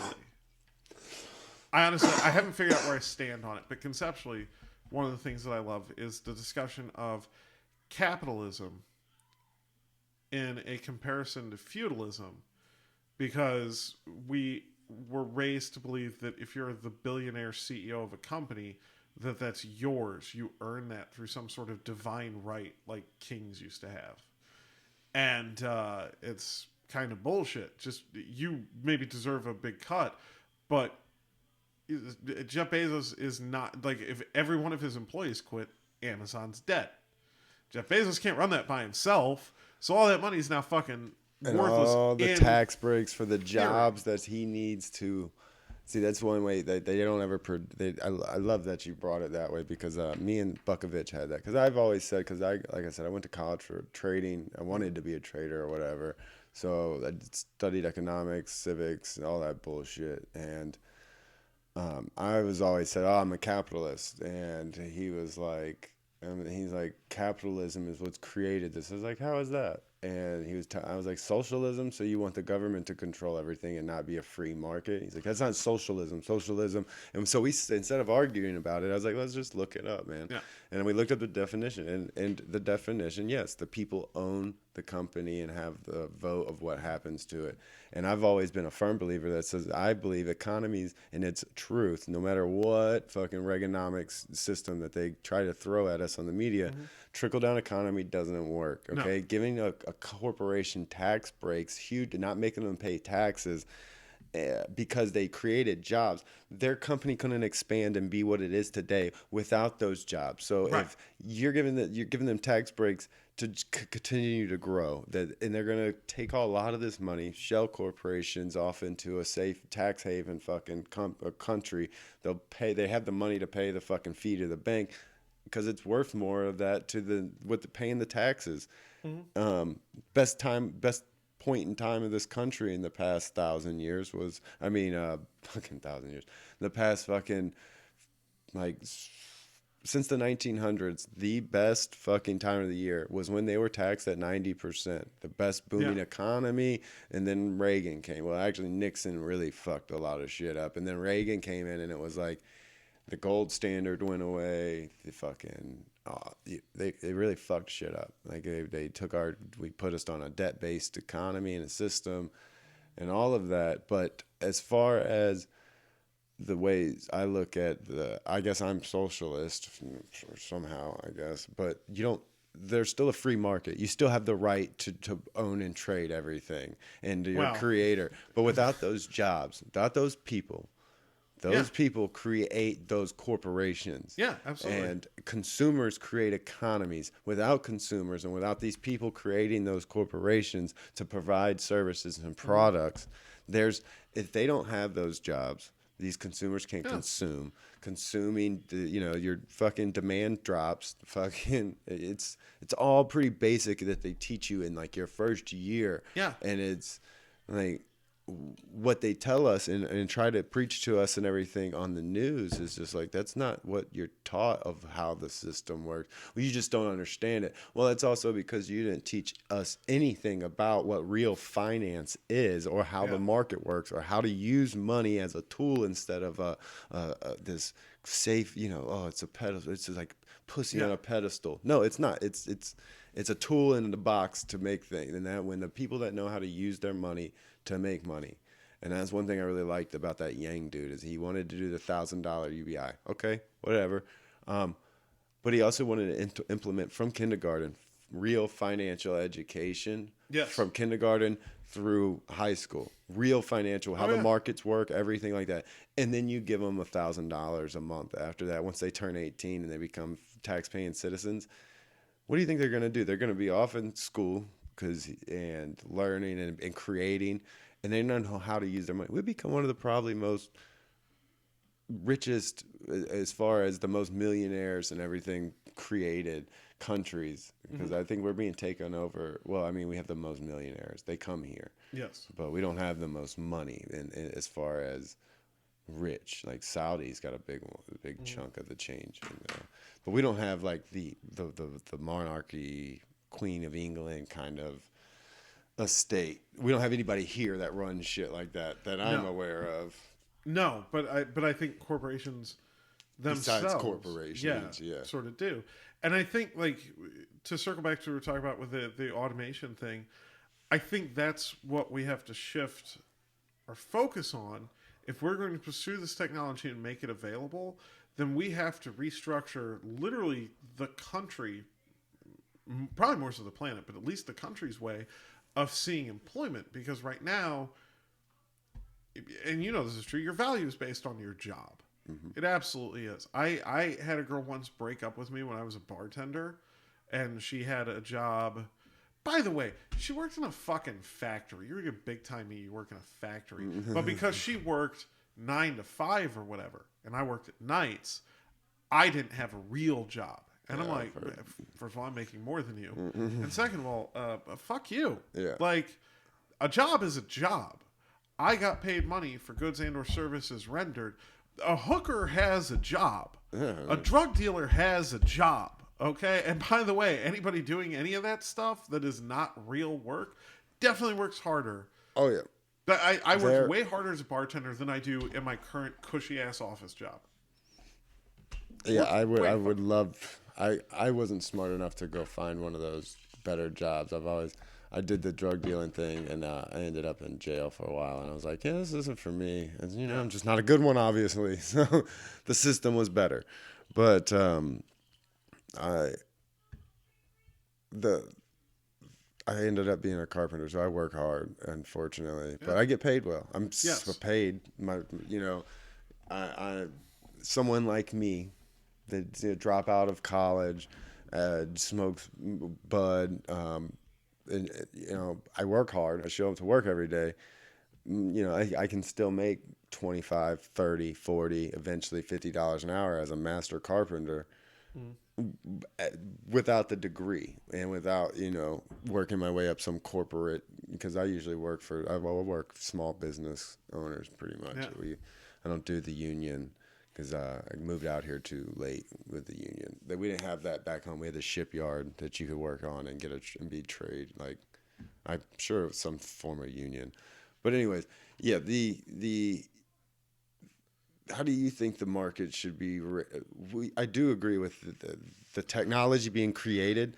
That is one that I'm a firm. That's a great way to put it. Actually, we do need to restructure everything because I say that all the time. We're running off of a system that was created by some dudes that didn't have a degree, had barely a high school education, and a fucking feather. Okay, we are running off of a system that they created with a feather as their source of writing back then. Our education system, everything. I think it's time we can update. It's 2021, and we're still having to pass laws like you can't discriminate against gays in the workplace. Who the fuck cares what someone does in their bathroom? Why is this what's being concentrated on? Like, I agree. That should have been done. That's a moral ethic. It's a human fucking knowledge. Like, you would think, but there are some piece of shits out there. Like, my dad still lives out there in the South, and it's like, dude, he sees it more. Like, he was in Carolina where they were.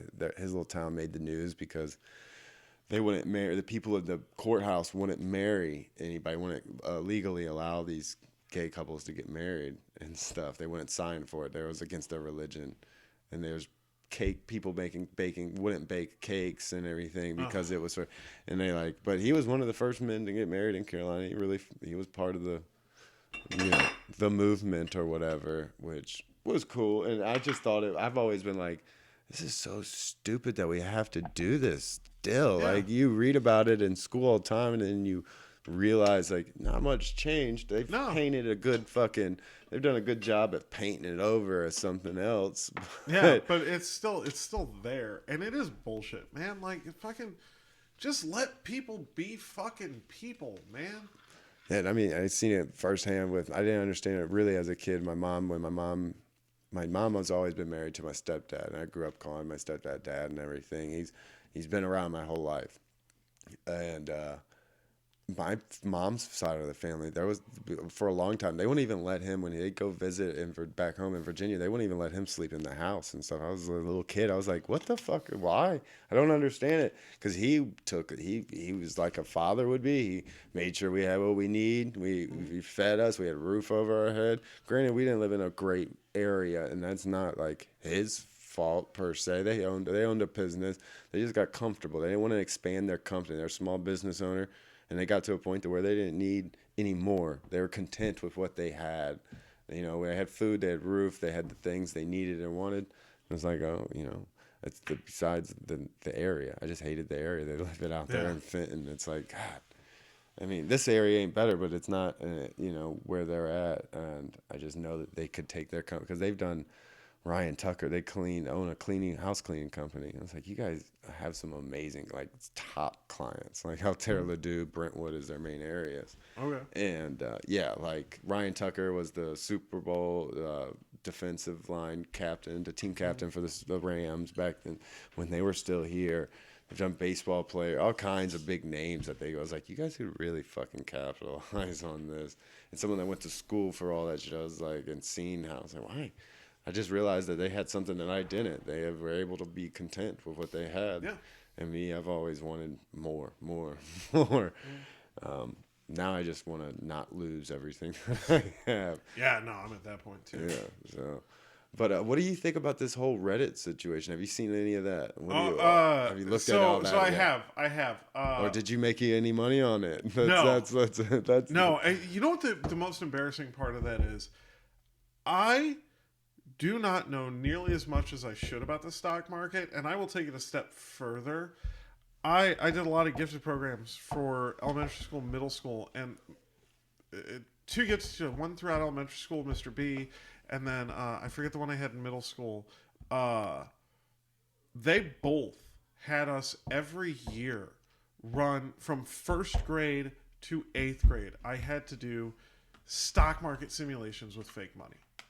Oh, paper trading. Yes. Yeah. And I never gave a shit. So I never really learned it or committed to memory.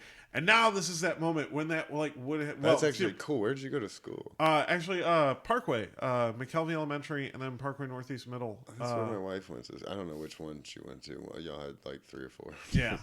But that was where and so that was a thing that that they tried to teach me, and obstinate ass that I was, I didn't pay attention, and that could have financially paid off for me, but also, by the way, I would know how this works, and I've been reading about it, and I think I understand it conceptually. Not confidently enough to talk about it on a podcast where people can look at that and be like, this fucking idiot. That's how I always feel when, like, today I've made a few posts about it, and Mike was like, dude, I copied and pasted your shit in a Reddit forum or something, and they think I'm a Wall Street god or wolf or something like that. I was like, dude, I'm just talking about the basic bullshit. If you break it all down, basically, a company, this investment, or it's a hedge fund that basically went to short GameStop by 140% of their stock. 40% more of stock than they even have. Yes. Somehow. And then these people seen it. And shorting is just betting that the trade, I mean, the stock of the company is going to go down. The price of it's going to go down. So they bet against it. It's all speculation. It's gambling, pretty much. It's a synthetic trade. It's gambling based on the fact that a lot of, at least my understanding of the stock market, is that a good majority of the stock prices aren't even necessarily dictated by the actual profits and losses of the company. It's more investor confidence. Yeah, at this point, especially at this point, because we've been in going on our 14th year of a bull market, which means that the record they've just continued to go up. And usually historically we've had every 4 to 7 years we have a correction where it kind of drops, or we have a crash where it drops for longer than a certain amount of time. I don't know the exact time. It may be 2 quarters of the year. But once it does that, you get into a depression. But that just is pretty much driving all the prices down back to the value that they actually are. Yeah. And we haven't had one of those we're going on like the 14th year. I thought back when the Hillary and Trump election came on, I was like, boy, Obama got out of that one good. And like I feel bad for whoever gets elected. And that's the one thing I can't say about Trump is somehow they were able to keep the market manipulated for another 4 years. Yeah. And that's one thing you can't take away. His numbers were great. And when it comes to the economics of things, take away the name, numbers were great. He had a great unemployment rate, although there was tweaking that I don't think should have been allowed to tweak. Yeah. There were things that weren't being accounted that they just wrote off. If they stopped claiming unemployment, they wrote that off. But instead of actually seeing if they're employed by anybody. Yeah. So there's a lot of things that made his numbers pump. But the markets he did great at manipulating the markets. That's one thing we can say his administration, because that's all it can be at this point. Yeah. The valuation of most stocks. I mean, you're telling me an internet company like Amazon's, I think I've seen it go up to thousands of dollars before. Yeah. It's like Bitcoin alone, which I'm a firm, avid guy that I don't understand why completely still. No one's been like, oh, this is the bread and butter of the services that Bitcoin offers that's value. Besides that, there's only going to be a certain amount of Bitcoin that's ever released. But what is Bitcoin? I mean, then again, what is the things that are valuable to me as a human being is water, food, roof over my head. Electricity can come. I mean, I'm still in the stage of like, I probably can adjust. Yeah. I'm not going to like it, but I can adjust. And so gold, diamond, platinum, oil, none of that, not that, especially with the amount of reserves in oil we know we have. Like when it came down to it, those are the things that I'm value. I don't understand any of the value of any of these resources, not gold, not diamonds, not because we can make diamonds. We can make fucking, I'm sure they figured out the formula to, they've making elements all the time. Yeah. Not all the time, but we've created elements and added elements to the periodic table. Yes. So don't tell me they haven't figured out gold, because that's the most, everybody loves gold. Yeah. Like it's, I mean, listen, maybe not. Maybe the Anunnaki theory is true. They're here harvesting fucking gold from us, and that's why we have genetically prone to loving gold and everything, is the theory that they have out there that they reach for. But it makes you think, like, why are we so into these jewels and stuff? Because we're scavengers. We like shiny things. We're We're primitive. Yeah. We are primitive. I mean, we are so primitive. We're just talking about how I'm jealous of asexuals because they don't want to fuck. And I wish, like, for me, the song "Detachable Penis" was just like, oh my god, if only. Like, I remember that video was great. I always thought as a kid. I would love to not have a sex drive. I would kill to not have a sex drive. Like, I'm disappointed because I'm getting older, my libido's slowing down, but not as fast as I wanted. Like, I want it to come to a dead stop. And it's not. I still like having sex as often as I physically am capable, which thank God I'm down to like once a night at this point sometimes. But it's like, but there's nights that certain show comes on and I could take it or leave it. That's the worst part. If I got a day off and nothing to do, man, I'll jerk off like 9 times. Like, I won't have sex 9 times because that's a full body activity, and I just don't have that. I haven't done cardio in a long time. Like, I don't want to be sore for work the next day. Yeah, it's like I'm gonna pull something. But if it's just that's 45 seconds of my day. That's fine because I know myself. Yeah, I know myself, and also I've been doing this for fucking 22 years. Like I got this. And I mean, if a straight man wanted to, not me, I'm just saying, if you think about it, we've been doing it a long time. I can understand how gays are so good. I disagree with that theory. I've heard people say that before, and I disagree with that theory. I don't know. It's a hypothesis, and I'm counteracting. You know what you like. Yeah, true. But you don't know what I like. Yeah. See, maybe maybe you like the attention at the base. I like it at the top. Yeah. You know?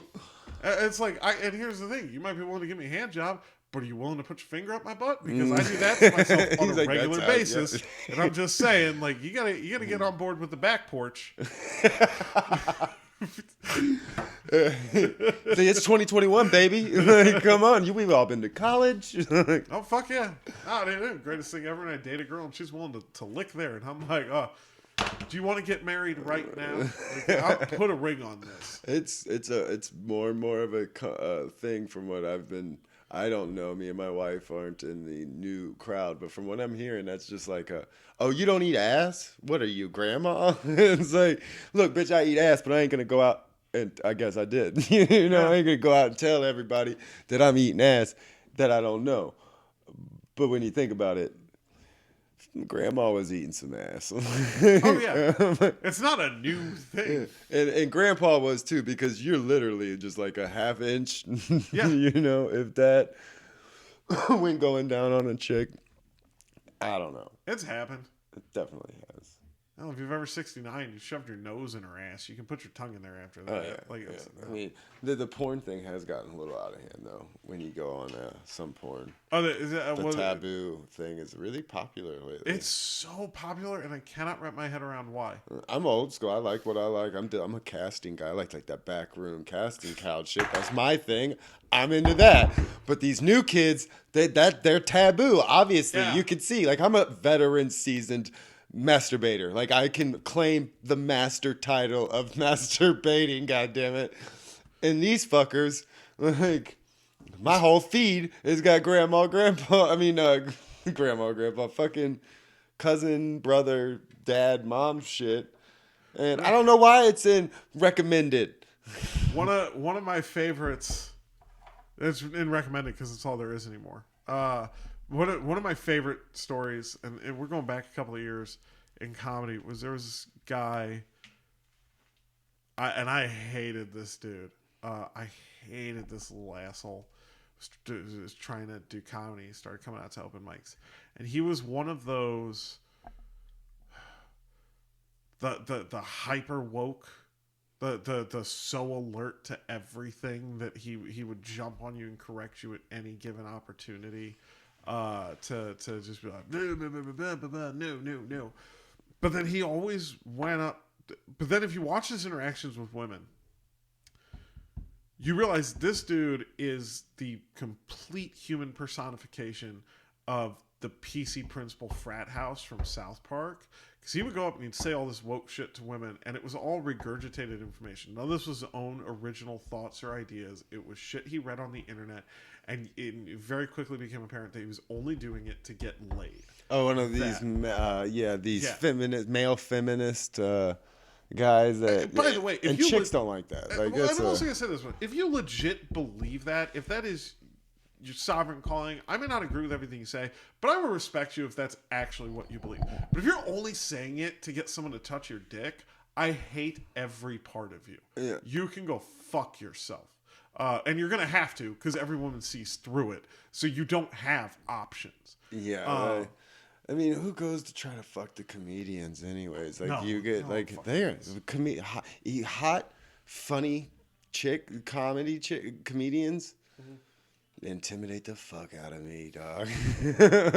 Like, if we have a bad ending, you're gonna ruin me. He wasn't just saying this to female comics. I mean, he was saying it to every woman that he ever fucking saw. He's really, what's the word, toxic masculinity, and then he put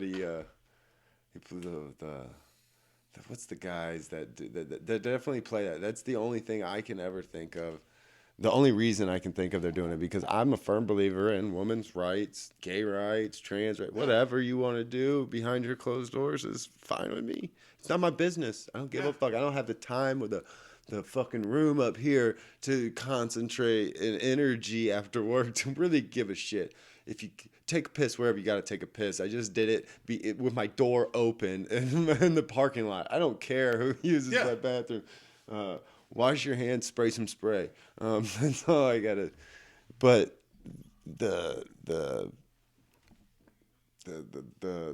these guys that are doing it just for like the attention and get some pussy, it's like how pathetic. Because the guys like me, that's not something we're paying attention to, and definitely not talking about. No. Because I don't talk about issues as far as I talk about the race issues, and I know the knowledge about it and everything like that. But I'm not going out and trying to preach to someone about it. If you're going to try to preach to me, then I'll regurgitate the information I know. But other than that, these guys that doing it to be accepted into these groups or be accepted by get a chick is like, you're a snitch. Like, you're probably one of the motherfuckers that are gonna rat and everything like that. Worse. And those guys, you can't trust them. Those are the people you can't trust. They're like the ones that like always call shotgun when you're going somewhere. They're not fun. You just can't. Those aren't the people you need in your life. So to go back to this dude, I have two stories about him. One's very short, and then I'll do the long one, which is my favorite, and you'll understand how I got there when we were talking about porn. One story was he randomly showed back up for an open mic in 2019. I hadn't seen him for a couple of years, and I was super happy. And Black Comic was on stage, and he was very frequently dropping the N-word. Fucking Black Comic, who cares? And when the dude got off stage, I literally watched this little white asshole walk up to him and explain to him why he shouldn't say the N-word and what was ethically wrong with the use of an N-word. And I was like, did you just white-splain to the black comic the N-word? Like, are you out of your fucking mind? Like, what is... But the one that kills me, I don't know if you were talking about this, but I was engaged at one point, which is like a whole other thing. But he happened to be at a show I was on, and after the show was done, my ex-fiance and a female comic who, I don't know if she still does it anymore or not, my ex-fiance and a female comic standing outside having a cigarette, and he walks up to them, and he doesn't smoke, by the way, so why do they always hang out in the smoking areas? But whatever. walks up That's to what all them. those cool kids are. Right. Walks up to them and strikes up a conversation about porn and just immediately launches into his spiel, right? About just, oh, it's terrible. And the worst thing is this backroom casting couch porn where women get tricked into porn. Now, I can't speak for the female comic that was in the conversation, but I can speak for my ex-fiance because I know what her fucking Pornhub history was like. That's all she watched. All she ever wanted to see was chicks getting tricked into sex. And you know it's not real because when she pushed that button, you'll see 3 different ones that she did videos for, and 4 different fucking kinds of porn that she's done. Yeah, and it's like it's obviously not real. Right, but that was the fantasy she loved, was women getting tricked into sex, which would explain why we were engaged for so long. That's a good one. But he's sitting there hammering this, and they're both just standing there, and they're just like, yeah, that's awful. And my ex-fiance pulls out her phone, and she goes, yeah, it's really weird, though, because it's like all that I watch, because it's really hot to watch a dumb girl get taken advantage of by a big, smart man. And you get this dude just fucking stopped. He had no idea how to come back from this, because if a guy had said that, he would have immediately just launched into this misogynist tirade. But when a woman says it, he's like, but I want you to touch this. And he's got no recovery. And that's the problem with being full of shit. You have no recovery. Well, did I tell you about a studio I have? That's the problem with when someone has no ability to, like, when you're not being honest and someone challenges your beliefs with, I'm a girl and I watch this, then you have nothing to fall back on. You only stop dead in your tracks. You can neither absorb new information, nor can you make your point valid again. It's because it's not you. You're a fake motherfucker, and I hate that. I despise that. Stop. Be who you are. If you know what? If you want to be a good person, but you're a little bit homophobic, be a little bit homophobic and admit to it. Be like, I don't want to be. I know it's wrong. I try not to be, but I'm a little homophobic. I admit that there are social issues that I want to be super respectful of, but guess what, man? I don't get a lot of them, and even though I try, I fuck up sometimes, okay? I do. I don't get it. But be fucking real. Stop being fake and stop lying about it. And stop every time there's some big thing on Facebook. Stop suddenly becoming an expert in this thing. Yeah, they watched a video and then they now you know the whole fucking thing. Well, I read. No, you didn't, bitch. You watched a video that had the same. I just watched the same video. Like, I will say this one thing about the stock market thing that has made me happy is, oh my God. I was just dreading getting on Facebook for the last few days because I couldn't wait. It's like, oh, now all of a sudden everybody's a fucking financial advisor. And it turns out no majority of my friends list actually are not being full of shit. They're like, I don't know how stocks work, but I love this, which is kind of where I'm at. I know a little bit more than you, not enough to count, and I just love the effect. Yeah, that's the one thing that I've got notebooks and notebooks of all the. Because I believe in following nobody. If you're gonna invest and if you want to trade, actual trade, like be in and out of trades and make money, capitalize when it's good, you can't do that in every aspect of the market. You need to follow 3 stocks for years. You need to watch those 3 companies that you like, that is in your life. You buy their products and you're part of that company all the time. And then you'll know exactly what new products that are coming out, what kind of information that the media is actually either lying about or pumping up. So, and you're going to know, okay, I've been watching this stock for 5 years. Last time it did that, last time that this happened, the stock price jumped up. So I'm going to put a little bit more money into it. I'm going to make some, and then I'm going to sell it while it's at the top, and I'll rebuy it when it dips. Mm-hmm. And now you do that for 1, 2, or 3 stocks, and you watch it for a long time. And then after you feel comfortable enough for that, but there's a lot of these guys that do get on Robinhood and Weebles and these free brokers, and I'm glad that it's made it because a lot of people have made some money. Like there's a lot of average Joe, especially off of this Reddit shit. I've always taken like anytime I do a trade or something or make some profits, I always take profits off the table quickly. And like if I hit, especially if I wake up and I see a 10% jump on something that I have money in, usually crypto nowadays, because I like being able to get out at any point in time that I want to get out, and you can't do that in the stock market.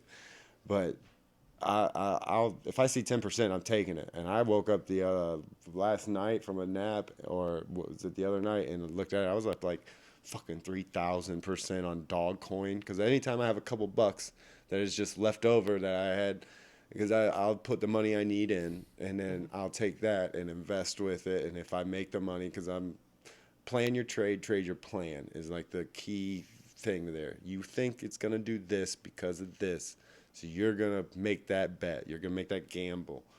Okay, if it doesn't do that, what you expected, get the fuck out before it really goes fucking crazy. And if it does, you had a plan that it was only gonna go 5% or 10%. Take the money off the table from there, and then get out. It's these people that want to trade the top, and I get it. When I first started, I FOMO, like, and jumping into different trades and all that other stuff. But you can see my account. It's pretty much just crypto trades. I just put the money into Bitcoin because they're talking about it hitting $200,000 the value by next year.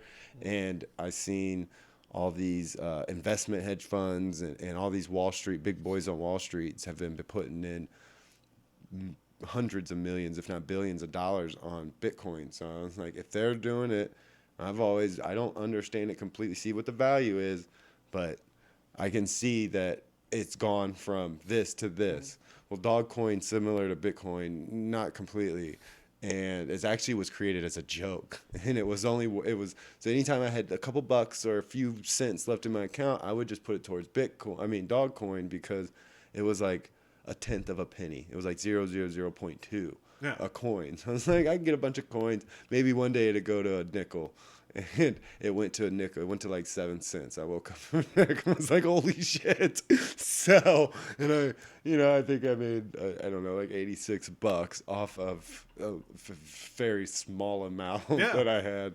And it was nice. And I think it's still up. But so I made a little bit of money off of this whole fiasco, but I didn't have anything. I looked at the Wall Street bet thing. I think it was either Zach Bukovich or Mike Ratcliffe. One of them told me about this Reddit Wall Street bets thing on one of my first episodes. I have to go back and find out which one it is. But yeah, they told me all about it. So I still don't know so much about Reddit. I'm not a Reddit user, never have. Yeah. But Mike's like, what? You're into conspiracies? I was like, I'm not into conspiracies. I'm into like the CIA declassified shit. Yeah. Like I think like the CIA and these other like CIAs that for like Russia's CIA and Iran's and China's. I think there's some evil motherfuckers and they're doing some crazy shit. Oh yeah. I feel like that is the 1%, the guys that are running and controlling that. The Illuminati, whatever, the New World, whatever they want to call it. These would be the guys that are it. And if I'm going to be conspiratorial, I think it looks like a human experiment in a way. What can we give and take and do, and how's it react? Yeah. And it's like, if I'm going down that rabbit hole, that's where my mind goes. Like, it's a human experiment that they're just like, let's fucking find out. Yeah. And what's really crazy is we have the guy from Israel, Israel's chief of space. Did you see what he said recently? No. The chief of space security in Israel came out, which they work very closely with NASA and our Air Force, and came out and said that the aliens were real. We've been working with them, and we have a base on Mars. Trump was going to come out and say it, and they fucking warned him not to. And that we're not still ready to understand what the fabric of space and what they really are, but that they are real. And and they were like, don't you think people are going to call you a quack? He's like, look at my credentials. I don't care. He's like, look how long I've been doing this. And he said that we've been working with them. There's a base on Mars. And then what takes you down the rabbit hole is Gary McKinnon back in the UK, back in the early 2000s, hacked NASA and the Pentagon computers for like years. He was remote control viewing them from the UK. And it was a big, huge deal. They were trying to extradite him, but he got suicidal and the UK wouldn't let them extradite him. So he said that he had found pictures and different documents talking about non-terrestrial officers like corporals and admirals and ships that you can't find names for that were like the USS McCain, but it was some kind of spaceship. It was like some sort of galactic force.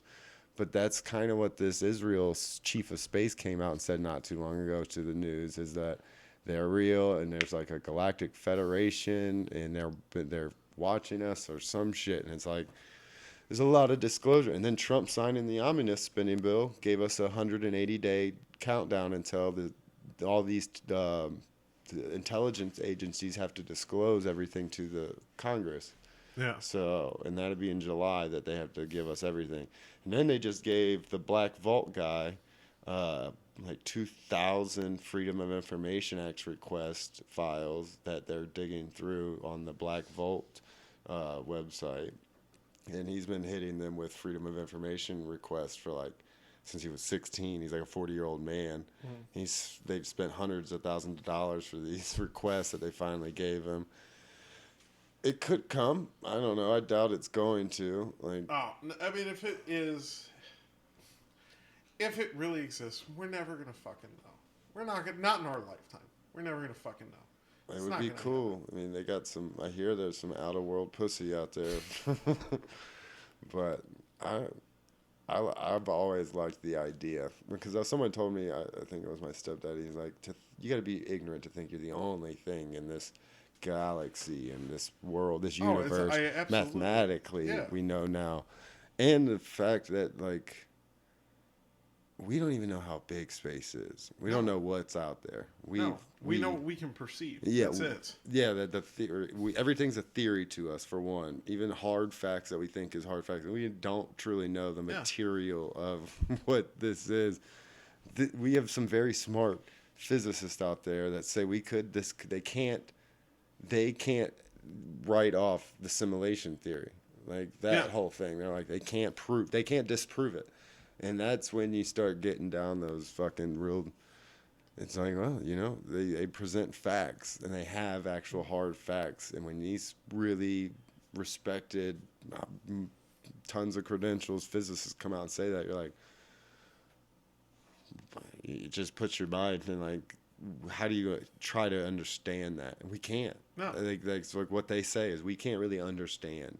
Our brains are incapable of knowing the true beings of everything, and like we just now know that an atom's not the smallest particle. It's not. We have those, I forget what they're called, something, but it's even smaller. And now they think that's the meaning of all mass and matter. Until we find out the next thing. Yeah, and that's the important thing to remember. There's always more to know. There's more to discover. We're never going to have all the answers. So you have to operate within a means that allows you to accomplish what you want to accomplish with what you know. And that's, I'm a little drunk. It's hard for me to verbalize at this point what I'm trying to say. But you can't overthink it. Sometimes you just got to go. Yeah. What about those guys that are paid to do it? Like these, what is it? These theoretical physicists that just have to sit there and think about a topic in depth, like information, facts, kind of based, but how they right. Have but to then also, but what could we potentially not know? It's one of those where in order to do that, you have to be so smart that I feel like you have to have a certain level of integrity because lying about it would be beneath you at a certain point. So I actually do respect those guys because it's like, I know you're making this up,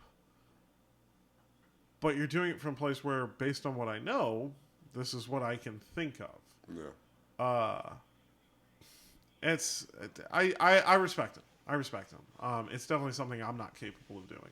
Yeah, no. I mean, I feel I can theorize about shit all the time. Like, why, constantly. What, but I can't come back and be like, well, this is why. Because if you look at Einstein's theory of relativity and you combine it with this theory of this, and this is, we could theoretically physically like theorize that this would happen. I can't do that. Like I can theorize anything all the time, and I do that all the time. I'd get real deep into thought about crazy shit. Like what's one? If we told our military just to sit the fuck down, shut the fuck up for a year, like a year, you get no money, no, and we took all the money that every government in the world puts towards their military to kill each other. Yeah.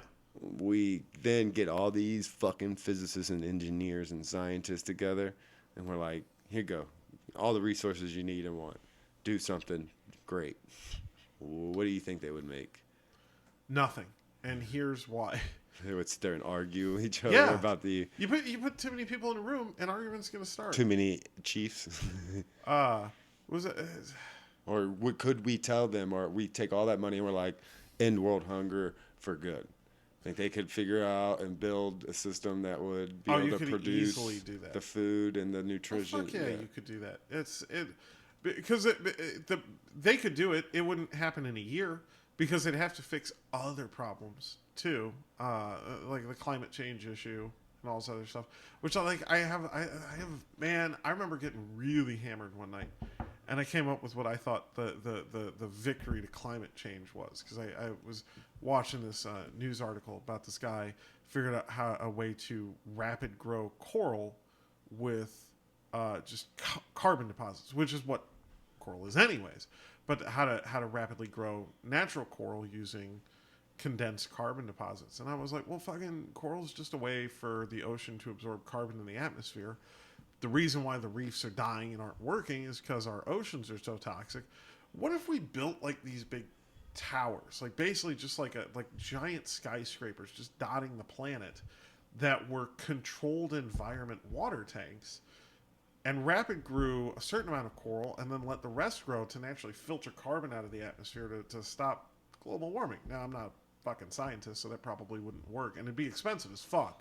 Well, they would have to just figure out the main probably component of the coral that pulls the carbon from the atmosphere and exploit that onto a mass scale. I'm guessing is the way you break it. That would be the. And then we could just kind of suck that shit out of there. I mean, it's a stop. I think that is an idea.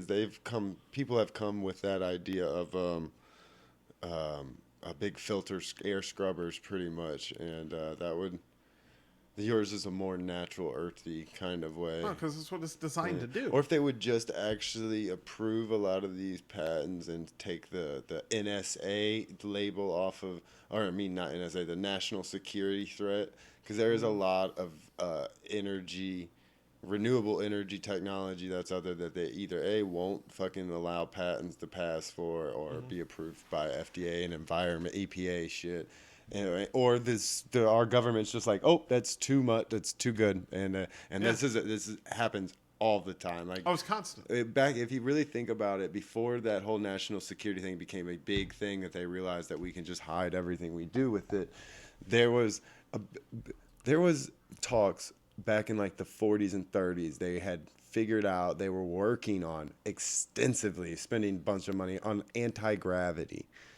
There was many of articles in news and magazines talking about anti-gravity and having it figured. They had all kinds of car models drawn up for anti-gravity vehicles, all of that shit, like flubber vehicle basically, and it just went away. Excellent reference, by the way. Yeah, I always I was like, that's cool as a kid, but yeah, they just stopped. All of a sudden, it just went away, and then you found a lot of these scientists, once they're actually, like, what is it, a nuclear physicist, you only work for the government. You don't work anywhere else. Like, if you're a nuclear physicist and get that degree, you're a government, like, employee. I don't even think they allow you to be, if that's what you're pursuing and you're going to use your degree, I'm sure you can just quit and be a bum if you want, but...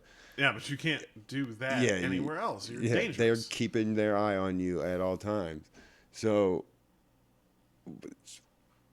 if they gave all that shit up, there's guys out there that, like, supposedly the reason that Gary McKinnon guy hacked this shit was because he wasn't looking for UFOs. He was looking for the patents for the 0-point energy that he claims that they have taken. That in his little hacker group or something, they knew that the 0 point energy they was talking about it, which is just being able to harness the energy of the vacuum of space, everything that's around us. Supposedly there's enough in like an inch of vacuum of space that will power the world for like 100 years, the means and the needs of the world right now. So it's just, that's what he was looking for when he found all that UFO shit. And it was I think they have it because there's lots of people that have come out to claim that they've figured out the vacuum of space and how to harness it, and they just had to put it into a mass production. I mean, it's just like, what was his name? Edison? That was it Edison and Nikola Tesla? Edison tried to fucking AC/DC. yeah, that whole thing, and how they tried to. Edison was a fucking dick. Yeah, and he stole most of his fucking shit. He stole his shit, and then on top of that, like there's the Topsy thing, which thank God for Bob's Burgers, because like for a while, like there was something I'd bring up, people didn't know what I was talking about, and then Bob's Burgers did an episode about it, and then everybody knew what the fuck I was talking about, and I didn't feel like a fucking weirdo anymore. Which one is this? Topsy the elephant. They executed him. Oh yeah, he electrocuted the elephant to prove the dangers of the county fair. Tried to prove that the AC. Yeah, and so it was one of those where like it was. In fact, it's that was why direct current is used for the electric chair, because he decided to brand it as the electricity of death, so that Edison's electric current would be the predominant one in the U.S. And it worked, man. Fucking people ate that shit up. Yeah. Did you know there's CIA documents about Nikola Tesla being from fucking Venus? No. Yeah. It's crazy. It's a real document. It's real. It's like I've looked it up. Like I went to the CIA.gov fucking site and been like, this isn't real. And yes, it's real. The psychic ability program that they had, that they spent millions of dollars on and supposedly have shut down because it wasn't doing, like, Project Stargate is what they call it, where they're like, this two doctors give them, there's just the only documents that they released is all the scientific conclusion from what the people that studied it. And in the end, they were like, if you teach these motherfuckers it, it's going to put basically how to astral project and remote view. And they're like, that it's real, and they is what they're saying.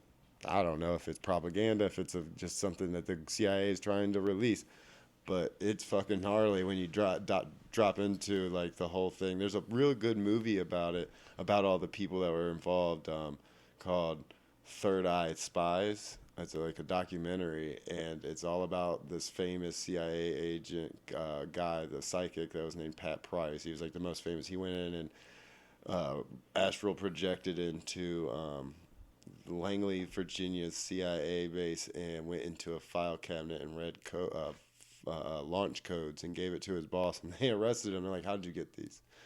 And like, there's enough evidence. That's why it's all over the TED Talks, and you see all these, because it's like it's the biggest thing that physicists are looking into right now is like consciousness and the brain, the power of will and thought and all that shit, because they know it's a frequency, and they know frequencies are energies that can be measured, and it's like, that's nuts.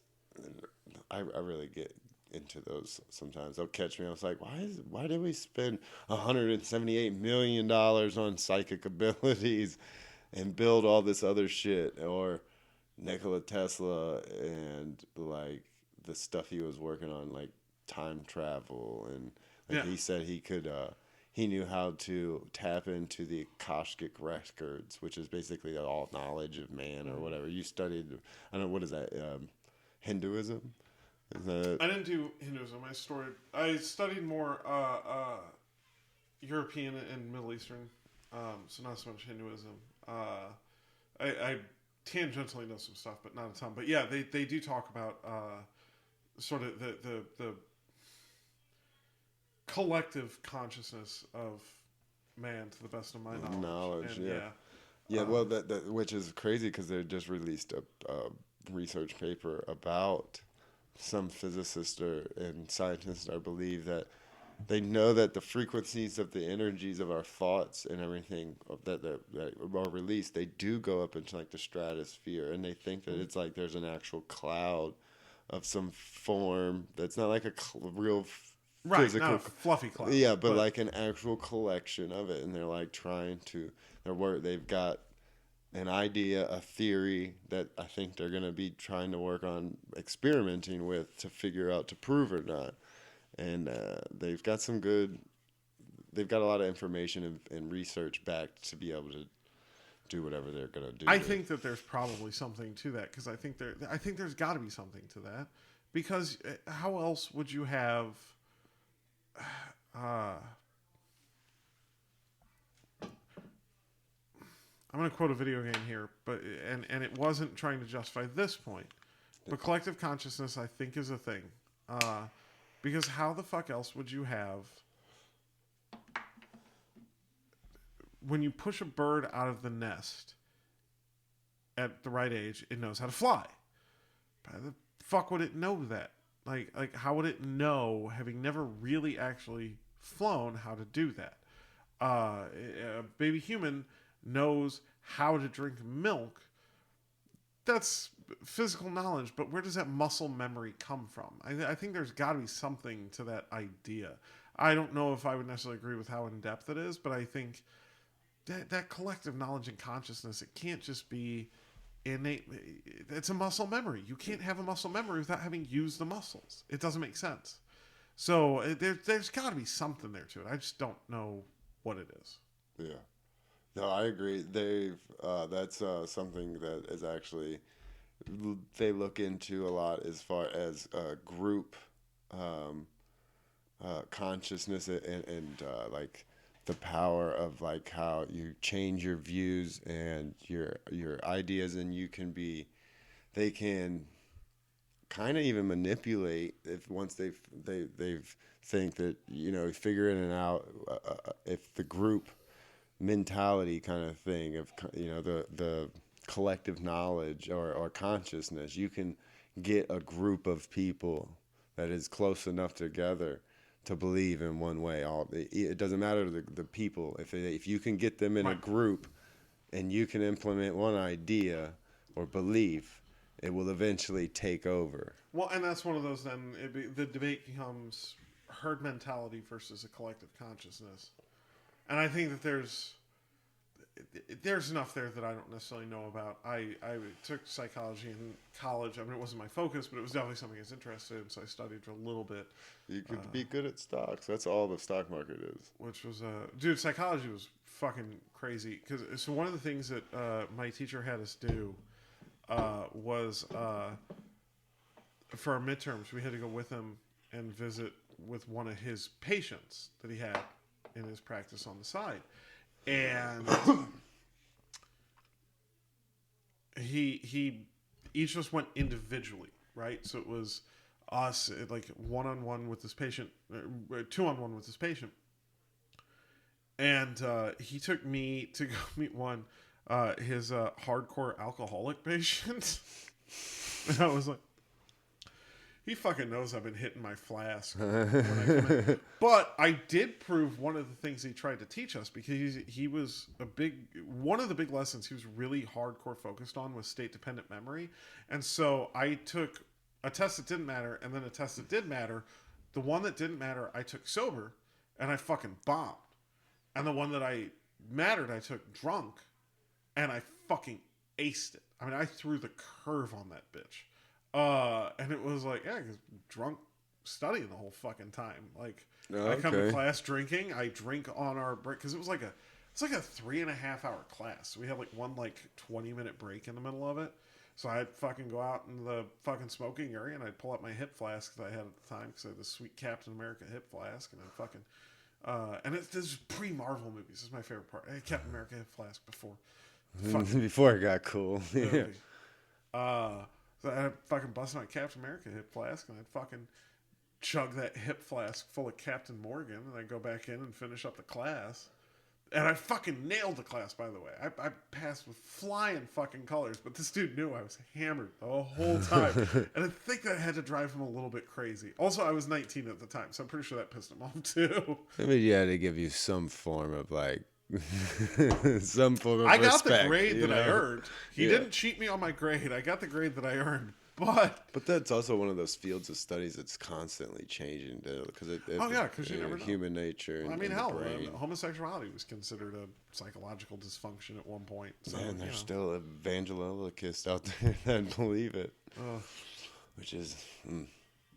But yeah, so it's you'd actually probably be really good at stocks if you did, because that's everything I've learned, the basics, all the books I've read, all this the stuff I've watched, and everything I've been told and learned it's pretty much it's all psychological, because like you said, the values, our market doesn't represent, it's the consumer confidence of of these shares. So if you know and can see, that's why Warren Buffett's so great, and his famous line is when people panic, you buy, and when they're panic selling, you buy, and when everyone's like super confident is when you want to be getting out and worried, because that's the way and it does work if you psychologically, but I'm not one that really.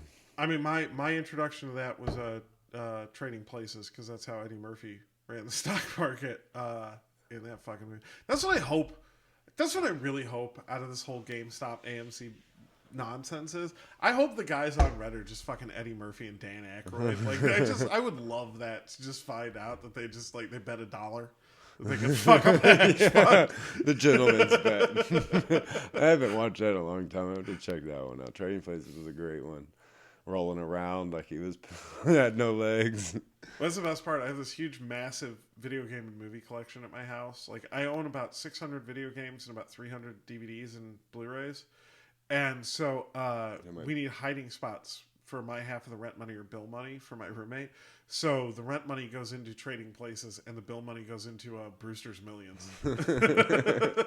Yeah, my dad was one that collects lots of movies. Like, when he traded in all his VHS, not all, he kept a lot, like probably a couple hundred, but he probably has like a few thousand DVDs now, and he's been collecting since they came out. But he sold all of his VHS at a pawn shop. I remember they gave him like $0.25 to $1.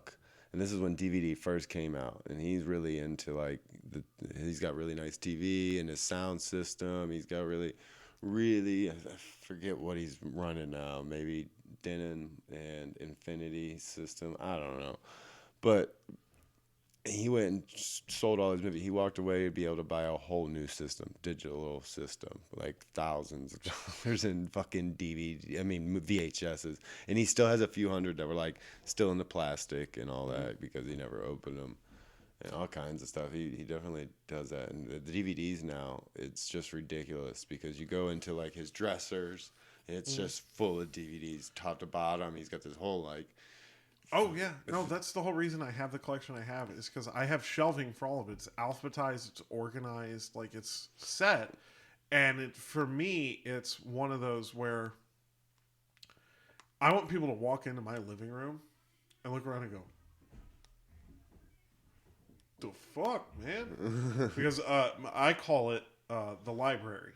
You walk in and fucking, if you're looking for it, there's a good chance I have it, which is actually not true. People come and look, and it's like, oh, well then you've got to have this, and I'm like, fuck, because I'm such a snob. I'm just like, fuck that movie. Boondock Saints is a piece of shit. It was good. The first one, for being an underground kind of. It didn't get popular until once it got really popular, it was like, okay, everyone found the gem. I would say outside of Willem Dafoe, the entirety of that. That's my favorite. He's my favorite one. Yeah, Willem Dafoe's great. Outside of Willem Dafoe, I think the rest of the movie is probably garbage, and it's none of the actor's fault. The grandpa, the dad of the two boys. That's what I hate about that fucking movie. He's a comedian. This thing comes out of nowhere, just like, oh, it's their dad. And it's so stupid. He's a pretty great comedian. Yeah, no, I'm not knocking the people involved. It's just a bad script. It's just a bad script, man. What did you think about Fight Club? It's a big one, because I always get these two people that hate it or love it. I don't hate it, but I don't love it either. I think Fight Club suffered from the fact that I cannot fathom a way to properly express the thoughts from the book into a movie.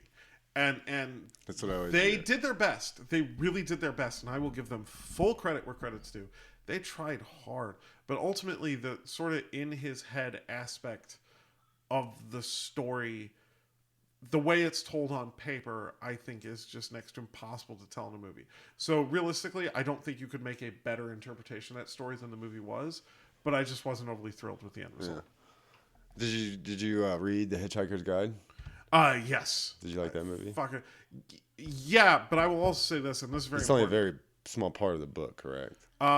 It definitely skips a lot of things in the book. So Hitchhiker's Guide has this weird history. The book I have has a foreword from Douglas Adams that talks about how he wrote the book, and it all came about. He was backpacking through Europe, I think, because I know he's British, but I think he was on the European continent, backpacking, hitchhiking his way around, and he and his buddies got fucking baked out of their minds in a field somewhere looking at the stars, and he was like, man, you know that Hitchhiker's Guide that we have?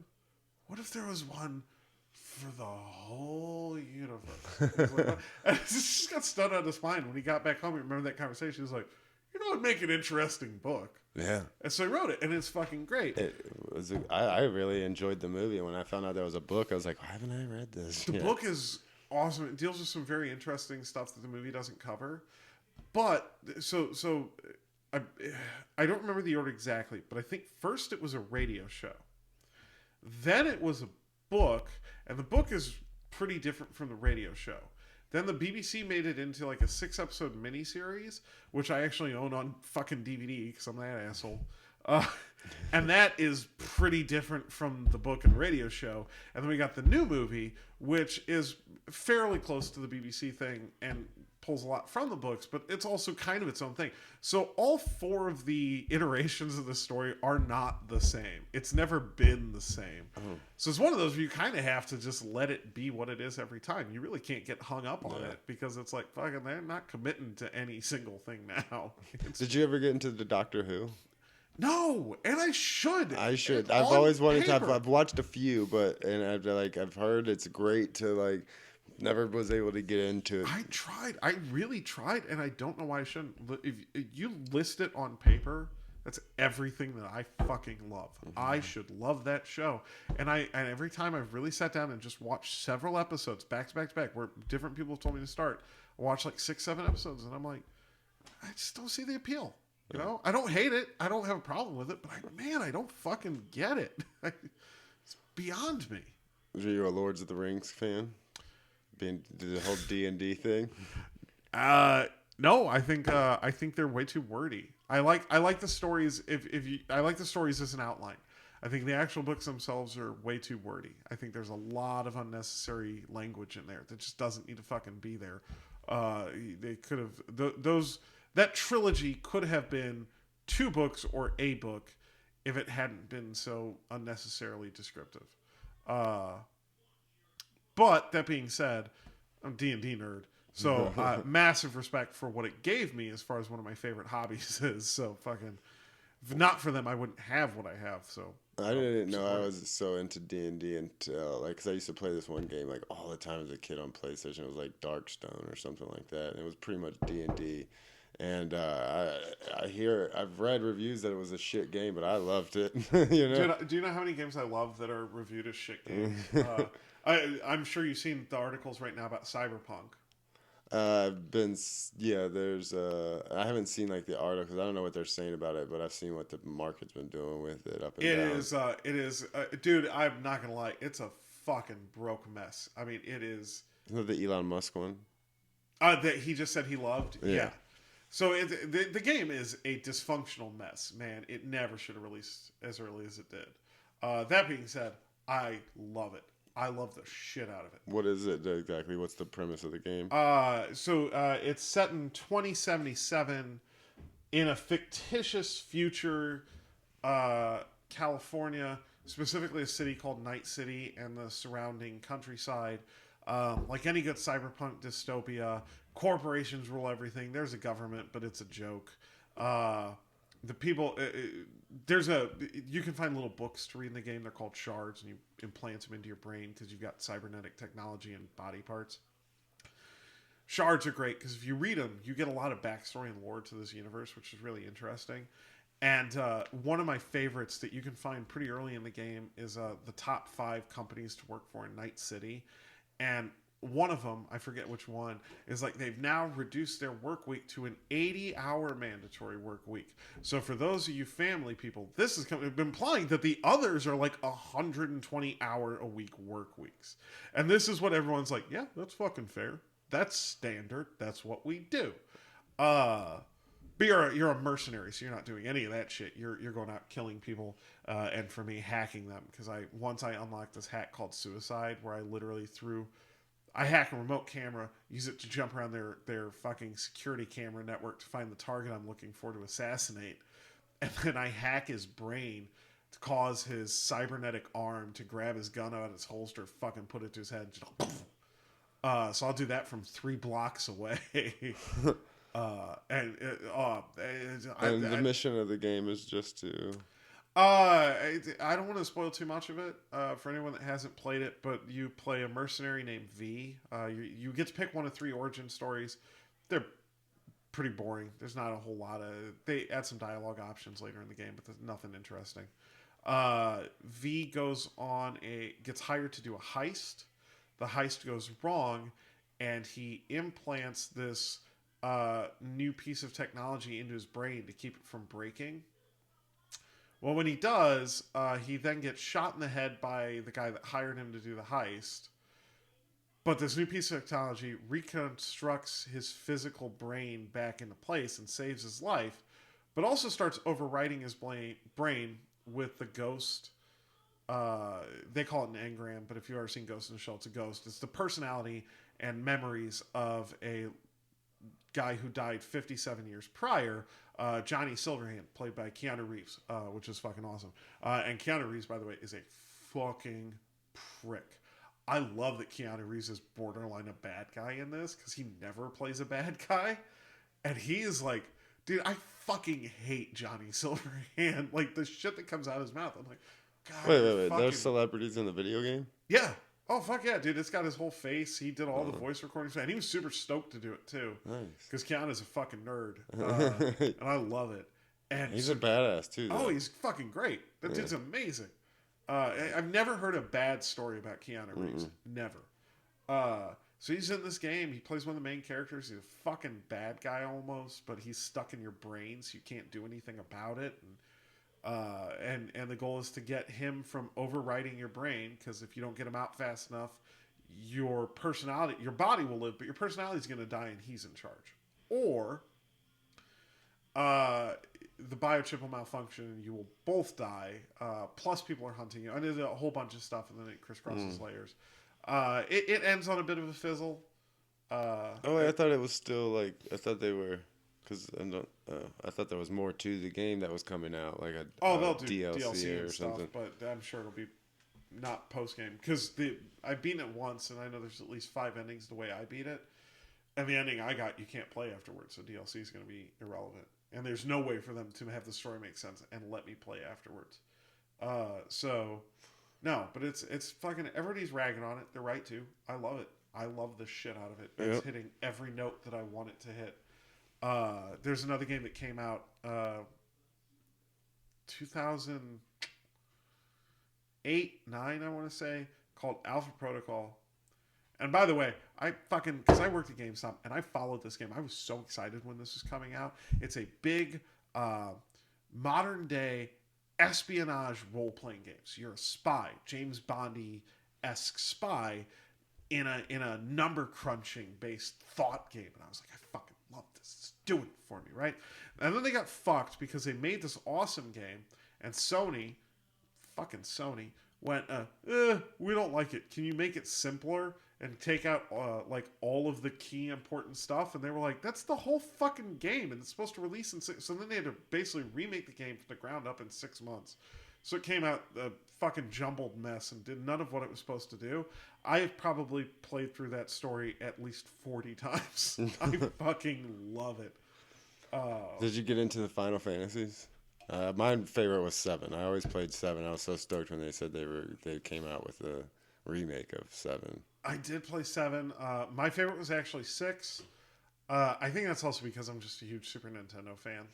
I know there's a big like hullabaloo about the N64, or at least there was for like a couple of years ago. Like it was like 64, 64, 64. I've always been a Super Nintendo guy, man. There's something Put about the Super right there. fucking hey. But that's the thing. There's something about N64 artwork was super limited. I mean, there was some cool looking stuff, but at the end of the day, you could only do so much. But pixel art on the Super Nintendo, man, was insane, and especially in Final Fantasy 6 or 3, depending on which number you want to give it. I guess on the Super Nintendo it would have been 3. Final Fantasy 3, man, fucking the art, the just the presentation, the sheer presentation of this game was incredible. And I love that, fucking spoiler if you haven't played this, I think 30-something-year-old game. Halfway through the game, the bad guy wins and destroys the world. That's halfway through the fucking game. What?